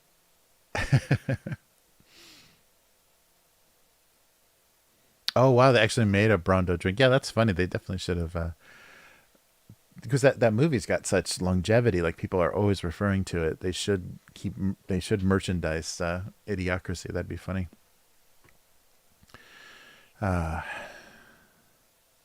Nice. Oh yeah, sewer grates. Yeah, dropping stuff in sewer. Yeah, it's like that could have been such a fun kind of sinister cartoon, talking about the gutter and the sewer grate, but it just didn't have anything. Didn't have anything for it. I'm confused. Oh, Trisha. Okay, so we're doing August 1st. So save this for next week. Yeah, if I didn't, I would never remember where we were on this if I didn't literally paste the date every time. All right, so let's write some more cartoons to confuse people with. Whoa, look at that smoke. All right. Yeah, so this is a train derailment, controlled release joke. Nobody's going to think this is funny, especially the people that are breathing in vinyl chloride. I guess I don't have to define like what is actually trying to be cooked. It could just be burning dinner. So this was either dinner burning or a controlled release. Maybe it's better the other way. This was either a controlled release or dinner not spelled right, missing an N. Which is better? Which? Come on. Okay. Or dinner. No, maybe it's better the other way. Controlled release at the end. So there's a controlled release or dinner burning. Hmm.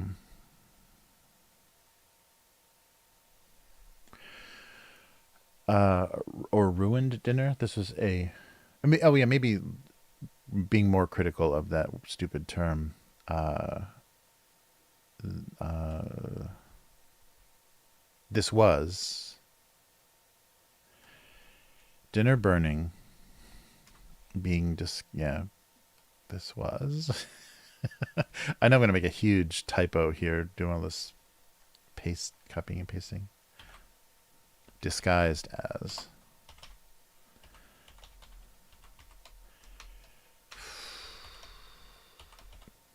There we go. So it's not either or. This was burning, dinner burning, disguised as a controlled release. Oh, is that making fun of a horrible tragedy? They're calling it like America's like chemical Chernobyl. It was such a shitty thing. Is that good? Dinner burning at the end. Yeah, I like instead of either or. I think I do a lot of either or jokes. So this was dinner burning disguised as a controlled release. That's so horrible. And I went to high school probably like an hour away from that little crappy town in another little crappy town. So yeah, only for 2 years, but yeah, that area is so depressed, and it's like everybody that grows up there just wants to get out of there. So it's horrible. Everyone flees to, you know, New York or Los Angeles. The east or west coast. Nobody stays in the middle of the country, and the people that do, that I still am in touch with on Facebook and stuff, are like, it's not so bad here, but it's just dying. Like there's just nothing left, and there's tiny little local universities and stuff, but it's just all dying. It's really depressing. And so when something like this happens, that's why they don't get any respect and they just get ignored. It's because they have no political power. They have no anything to get attention or get remedy. This was dinner burning, or burnt dinner. Sorry. Maybe burnt dinner is clearer.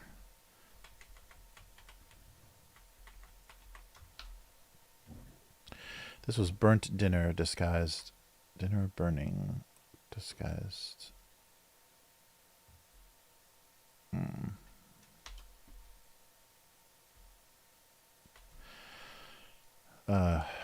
Something like that. This was burnt dinner disguised. Yeah, I think I like burnt dinner better than burnt dinner burning. Or dinner burning. I guess that could be. That's true. No, it was. Yeah, dinner burning is good because it works both ways. It has a little bit more. Yeah, the action of dinner burning disguised as a controlled release, or dinner being burnt. All right. This was dinner burning disguised as a controlled release. Let's stop trying to. Okay, make sure there's no weird typos in here. Okay, I think that's okay. Oh, yeah, that's the thing. I read some interesting tip about when you have to make sure that you're spelling, like a trick for editing, especially copy for just like slogans and, like something like this, like a single sentence, is reading it backwards will make sure you can check the spelling and everything, word order and everything more effectively if you're doing it backwards, because you have to like think about it much harder. So yeah, that was an editing trick, is because sometimes when you read it forward, you'll skip over a word or you'll skip over a misspelling just because it looks right, and if two letters are transposed, you can't see that as well. But if you read it backwards, you don't use word shapes and things so easily. You're focused a little bit more. I thought that was funny, and it seems to work. So this was dinner burning disguised as a controlled release. Okay. We got it. All right. Oh, yeah, right. Some happy spring thing. So the rare happy cartoon is... come on, stay down. My microphone sometimes doesn't... Is it still moving? No, that's good. Okay. So, something happy about spring.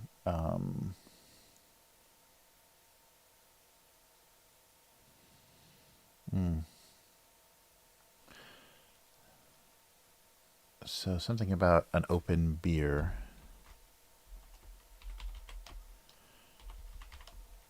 I forgot how much he liked. Oh, maybe the. Why is it N? I think I was making it a. The open beer. Forgot how much he liked springtime. Springtime. Or springtime. Had forgotten. Had forgotten. Yeah, because the fact that it was 3 years of no spring, no legal public outdoor spring. The open beer had forgotten how much he liked springtime. Yay, Asahi. Super dry.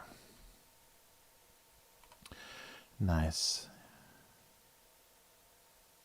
Yeah, the open beer had forgotten how much he liked springtime.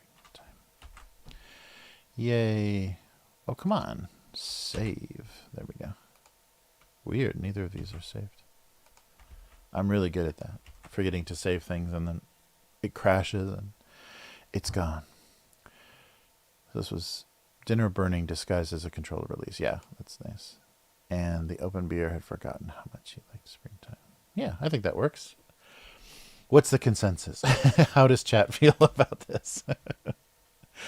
All right. Wow. Well, good segue from Japanese spring. So I think I'm gonna change the background for just for this week for the convenience store segment, just to show you guys what springtime looks like. I can't remember if I did this before. All right. Nice, nice. Oh, release. Oh, let me double check. Oh, okay, yeah, we're missing the E. Thank you, thank you. Yeah, yeah. Oh, yeah, that's right. Let me spell check these two. So before we move on, there we go. Let me spell check these and then make the JPEGs so I don't forget. Because what I'll do is I'll get so involved in eating and elevated blood sugar that I'm not going to remember to put these online. Okay. Wow, an actual happy cartoon. Get out of here. Nobody's going to believe it. It's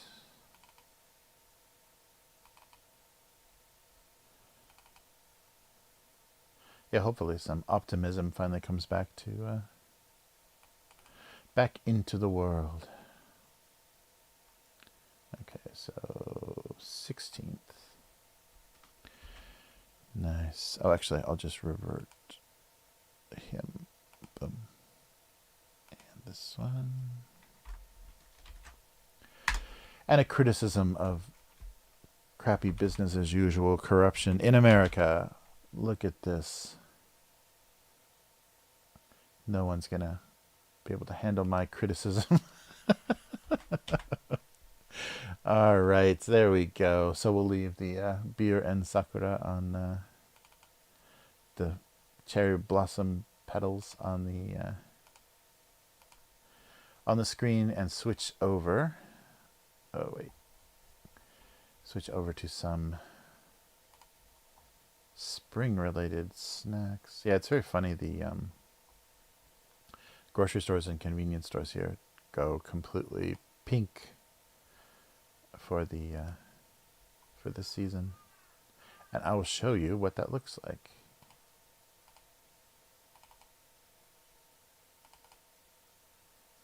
Okay. All right, uploaded. Okay, so I'll bring this up and then I'll change the background if I don't have that scene here anyhow. But let's switch to the convenience store.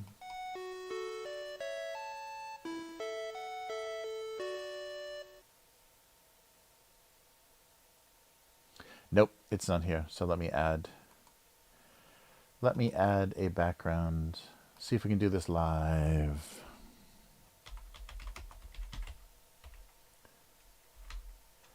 iOS. Make source visible. Create a new one. All right, should be able to just grab this quickly.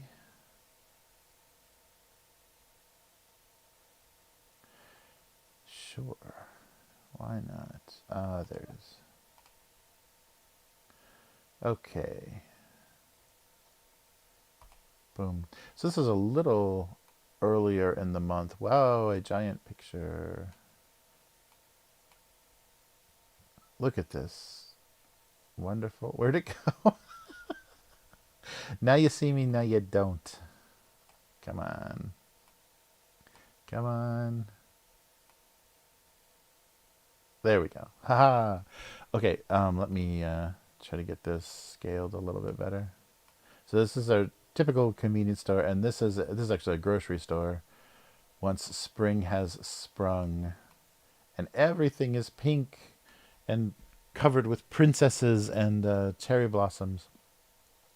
So this is a little bit earlier in the month. Beginning of March is the Doll Festival. So the I'm blanking on what it's called. The Doll Festival, the Hinamatsuri, the kind of princess festival.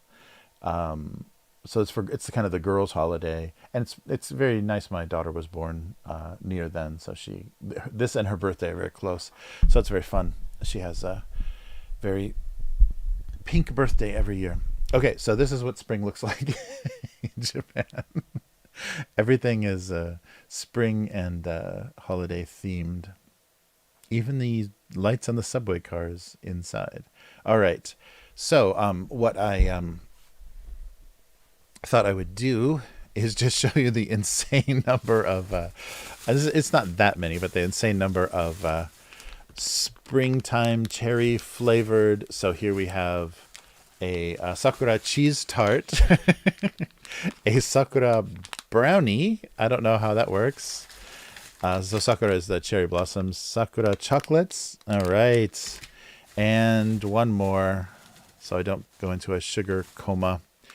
Sakura gotlet. So maybe like a little French style pastry. The interesting thing about this, and what you'll see in a lot of kind of the more expensive sweets for spring, is this actually has a cherry blossom petal in the top of it. Or does it? Is that just raspberry?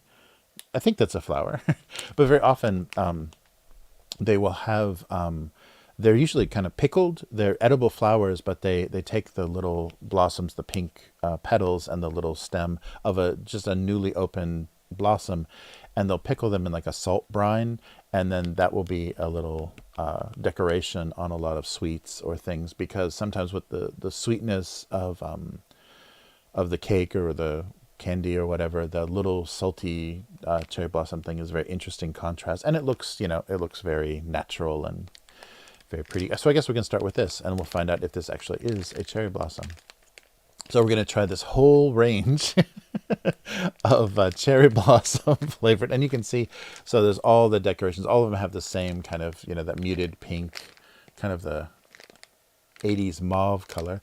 And, or was that 90s? That was, when did everything go mauve, like in hotels and stuff, that weird salmon-y pink?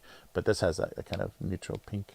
But everything's got the little decorations on it. Everything's got the little silica gel pack. Oh yeah, it is. So you can see more clearly now. This is like a preserved kind of pickled little cherry blossom. See that? That's actually the flower. And so usually they put them in some sort of they preserve them somehow, and then they can just kind of embed them into little baked goods. This looks like a little cake. It's got like a little wrapper, like a cupcake. Maybe more like a cookie. Yeah, it feels pretty tough, like a cookie. But look at that. A little flower, an actual flower, probably from years ago, embedded in this little cookie. So let's see how we do. And so cherry, when you think of cherry, so like the European cherry, kind of the red or the black cherry, like the, maraschino cherry, the flavor of like a lot of candies for kids, or black cherry. This cherry, what they call the sakurambo, is very pink and light and very lightly sweet. So it's very different from more Western cherries. Mm, mm, mm. Mm, mm, mm. So this is just like a cookie, like a little bit lighter than a sweetbread that just has, I think, some cherry juice in it. That's nice. Yeah. So the flavor is really delicate, and like a lot of Japanese flavors, the sweetness of the cherry and everything is a very subtle. So you can tell it's cherry, but it's not overwhelming. Compared to like raspberry or strawberry or even like black cherry or Western cherry, it's not strong at all. So it's easily hidden in the flavors, but pretty good. Mm, mm, mm.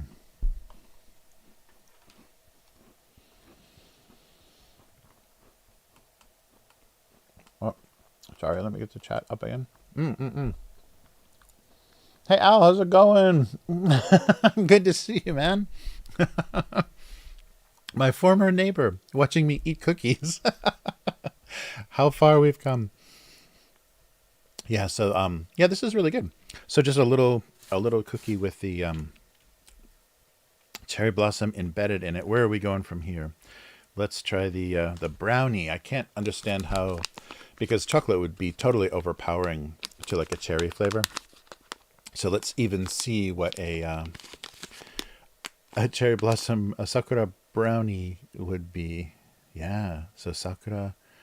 Oh, oishi. So delicious sakura brownie. Okay. I don't know what that means. Oh, no. What's going on here? Yeah, it's got some nuts. I see that little layer. Some little nuts of, or something that maybe, yeah, chocolate is so overpowering. Oh, it's white chocolate. White chocolate chips. Maybe with a little cherry, but it's really hard to taste because, yeah, brownie is so overwhelming. Very weird choice. It smells a little bit like cherry, but yeah, like I was saying, the flavor is so subtle for Japanese cherries that you can't taste it. It's different. Like it's definitely changing the chocolate a little bit, but it's really hard. Like if you had a chocolate cherry brownie, especially like a black cherry, you could taste it very much because the cherry is very strong.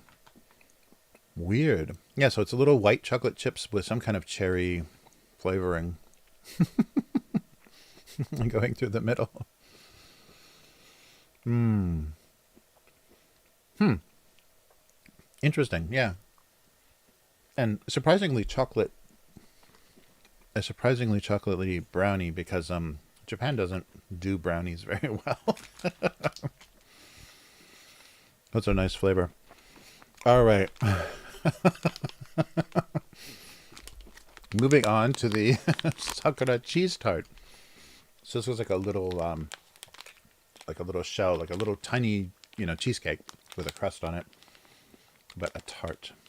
And the nice thing is they usually give you, oh, there it is, the little V, oh, come on, the little divot where you can open the bag. And you can always find it because the opposite side will have a little point coming out, so you can always find the opposite side. This packaging is really heavy. Oh, this is really tiny. I'm holding the world's smallest cherry cheesecake. So a cheese tart, yeah, things I've noticed, and it's probably just the economics now.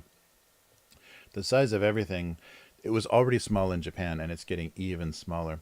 So this is actually in a little plastic thing, little plastic tray to hold it. Yeah, because the crust itself is pretty delicate, so to hold it from being cracked. But yeah, it's just a little cheese tart, and it looks like a baked one as well. Usually, because they'll call it a raw cheese or a nama cheese or some kind of more uncooked. This looks like a little baked tart. Mm-mm-mm. And again, the cheese is a little. It's not too sharp. It's not too strong, but you don't get a heck of a lot of cherry out of it. But you can see there's a little bit of a pink hue. So there's probably cherry juice or something in there. Yeah, but it's really hard to taste. It's funny. Yeah, so the flavoring is with mixed results. I think that first one, that cookie, was the probably the best. And I think we'll get to the chocolates and see how that goes. But yeah, this is nice flavor, but yeah, not very cherry. And just a little tiny bit of cheese.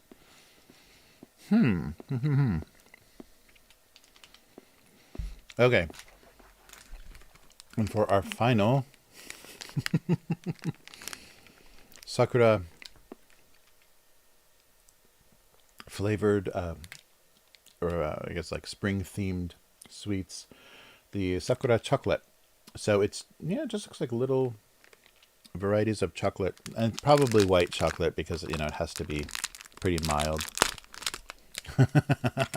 Shrinkflation. Yeah, exactly. Yeah, we're definitely dealing with things just disappearing. Like they charge you the same price, but the contents of the box. Oh wow! But these are very cute. So the design of these chocolates actually resembles more the sweets. So for traditional Japanese tea ceremonies, and also I think as a kind of decorative offering sometimes at shrines, they will do these little pressed sugar flowers, like little flowers and things that are just made from pressed sugar with food coloring. They're a little bit like some Mexican sweets, like, you know, the sugar skulls from Mexico.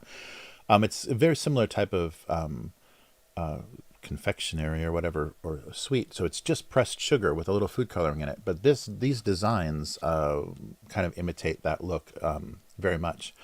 And of course, this is the 5 petaled, very traditional looking. Yeah, but the way these they're pressed look like out of a mold.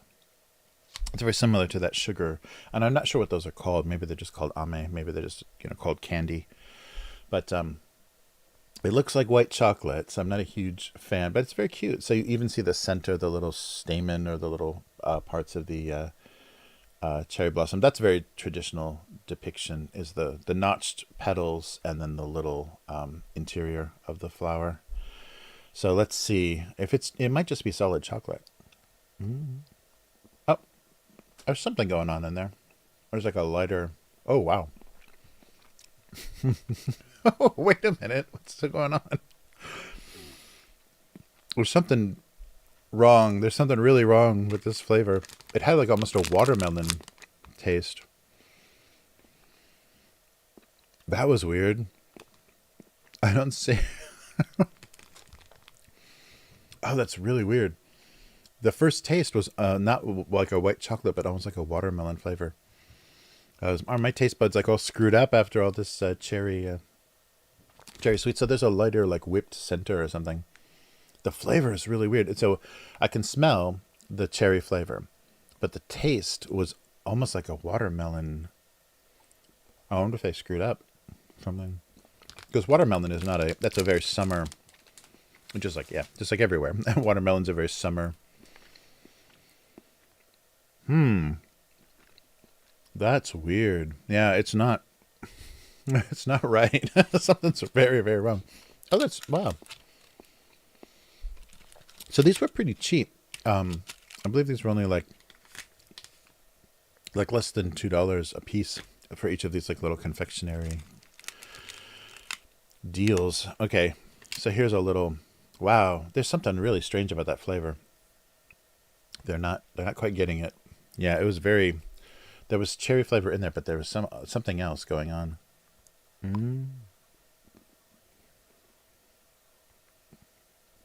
That's better. Yeah, so there's like a weird paste in here that's very. You can see how dark it is.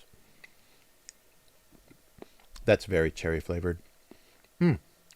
So the white chocolate's making it a lot sweeter. So that one's not bad. This is much better. That first one, it looks very nice, the flower, but it tastes really strange. There's almost like a watermelon flavoring in there. I wonder if someone made a mistake. This is really good though.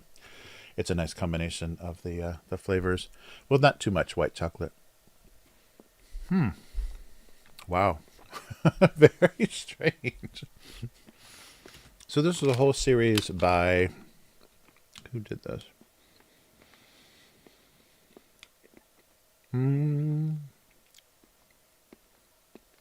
So Jai Works.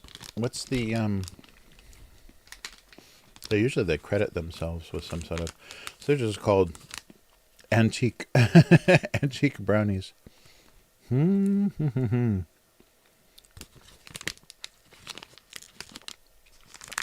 so these were all in the same section. I think a couple of different companies though.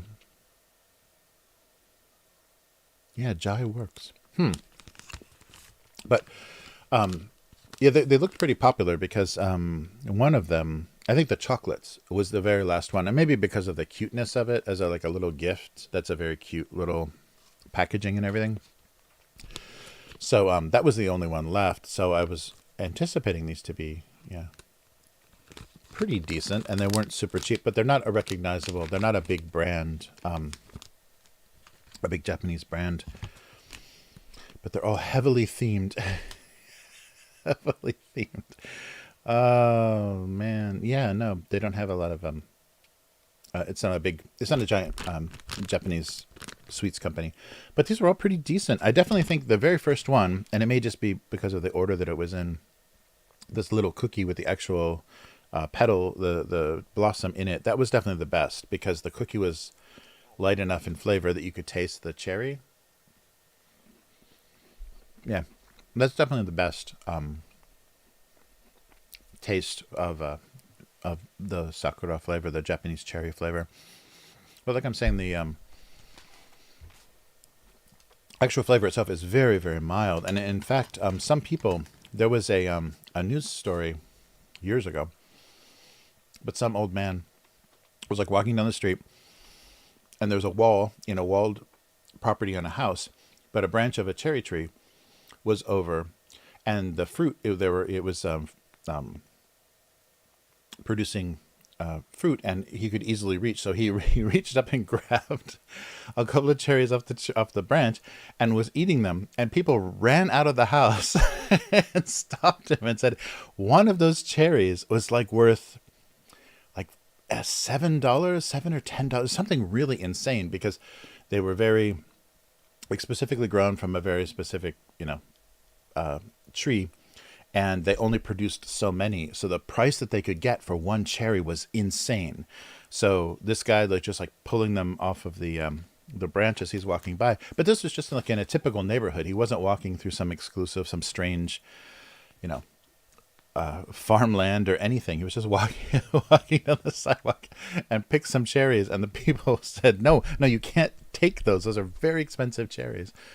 So the places where food is grown here sometimes is very funny.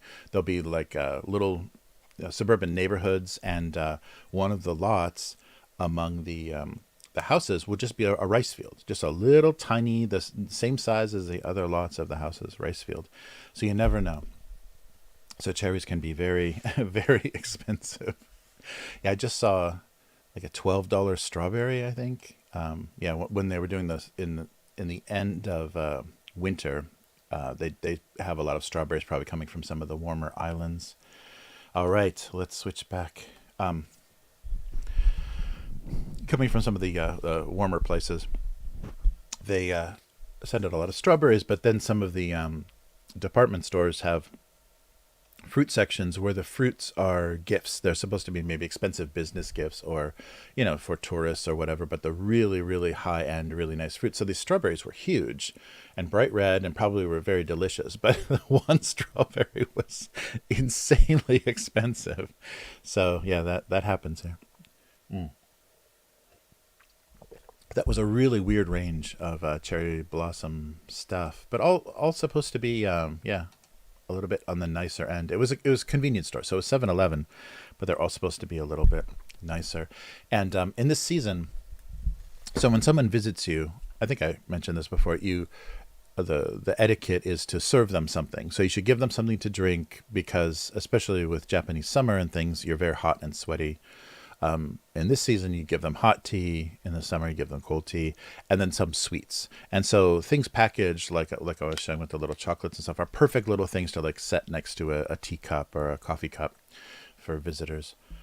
So yeah, could you imagine being presented a bill, like pulling a an orange or something out of a tree as you're walking by, and then be presented with a bill you needed to pay for that fruit you stole?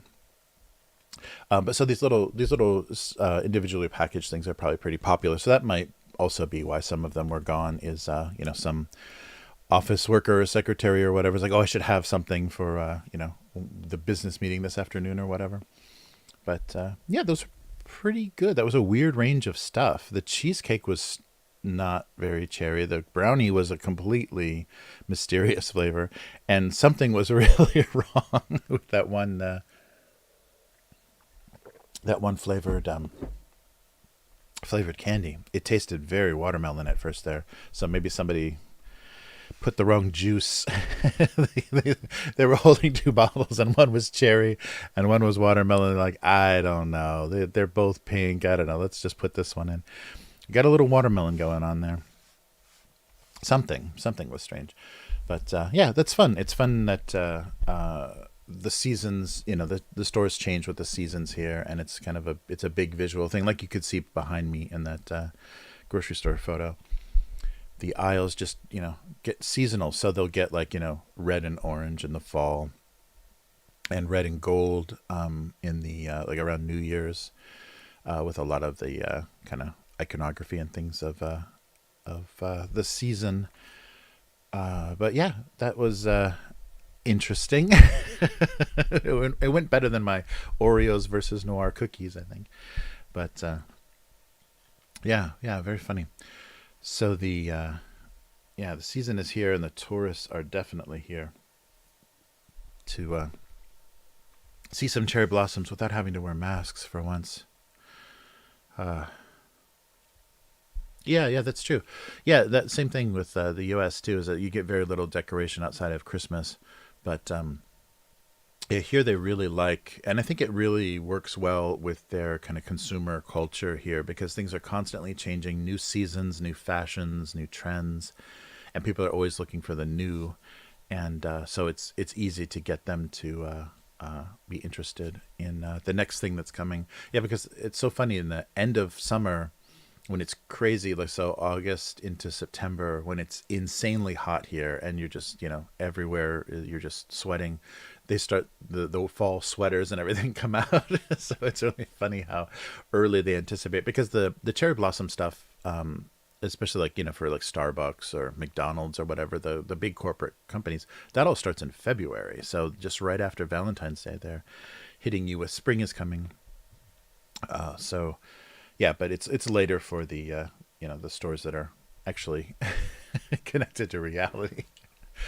But yeah, it's nice. It's nice to finally. It'll be fun to see people actually in the parks and stuff, and not feeling so restricted, because that was the big thing for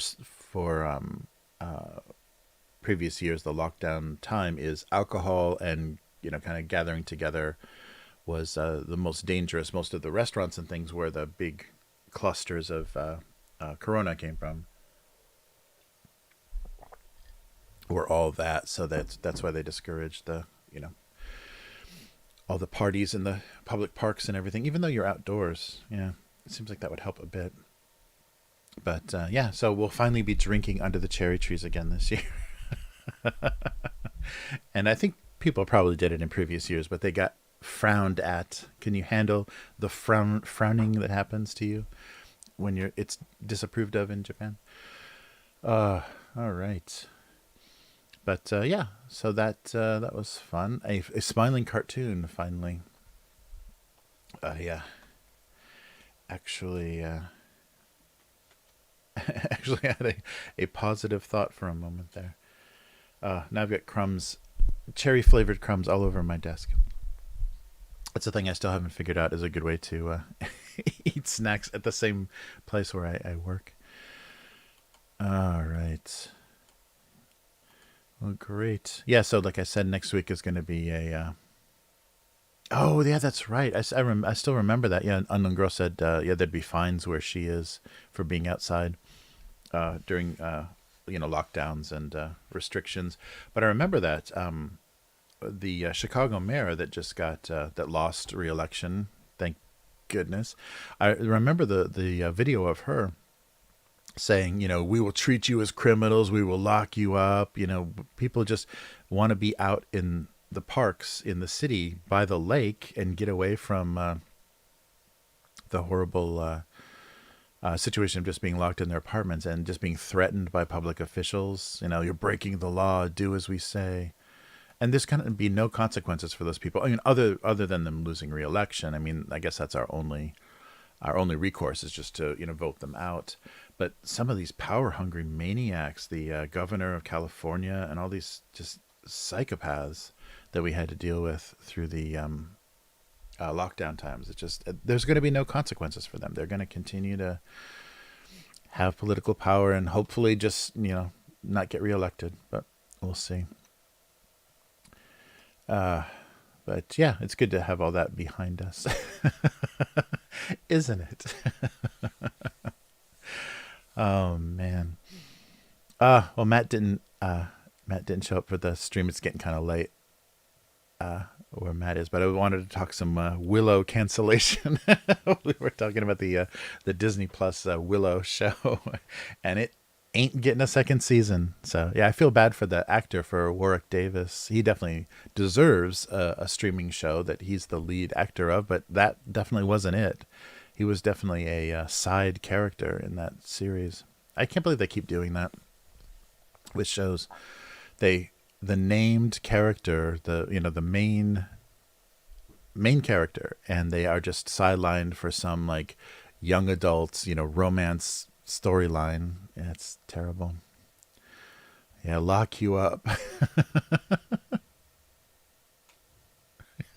Yeah, exactly. Unknown girl. Yeah, the locking people up for being outside, breaking quarantine was, well, we're gonna put you in a cell where you're gonna be around other people very closely.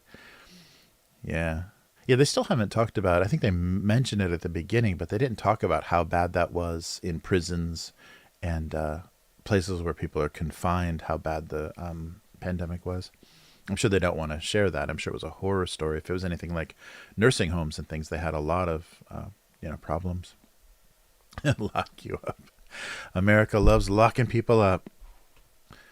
It's their other big business, especially if it's privatized. Oh my god! Wow. Yeah. So nothing else. I've got a few videos, cherry blossom videos. Maybe I'll dig up for next week. I could play from my little archive. Yeah, there's some. It's really beautiful when it's kind of past past the peak, and the petals start to fall. So it's constantly like it's snowing, and you've probably seen that in anime or in Japanese movies or whatever. They love that depiction. So it looks like snow in springtime because the petals are big enough and light enough. They fall very slowly, and it's really, really beautiful. And then when the wind catches them, and sometimes they'll just like spiral into these little curves and shapes and stuff. It's really amazing. There's some really beautiful moments and things, like when you see the petals falling onto like a river or moving water. It's really amazing. So this is an amazing holiday. And there are a lot of countries that have cherry trees either gifted to them from Japan or just they plant them just because aesthetically they look so nice in the spring. But the whole kind of cultural I guess the aesthetic too, like how Japan treats the trees and where they plant them and stuff, is pretty amazing. Like a lot of the river sides and things in the bigger cities, if the cities have rivers running through them, they're literally lined with cherry trees. And so then in the spring you just get this amazing, just petals are blowing everywhere, and the river is covered with petals just going downstream. So they have a lot of boats and things that will tour just the rivers in the cities just to see the trees. And then in Kyoto there's a whole restaurant area along kind of canals, a little bit like Venice and like Venice Beach, not Venice, Italy, but a little more like Venice Beach, where there's small canals that have cherry trees all around them, and then a lot of restaurants facing the canals that have big viewing windows. So you're sitting, with the trees right over the window, dropping petals into the water. It's really beautiful stuff. So they really got the aesthetic down. Like Japan has a really refined way that they kind of use and plant cherry trees. It's pretty crazy. So it was really heartbreaking a few years ago when I was living here that they cut all the cherry trees down, like 100-year-old cherry trees. They just chainsawed them out just to rebuild some stairs. So it was pretty brutal. So we lost because we used to have like a tunnel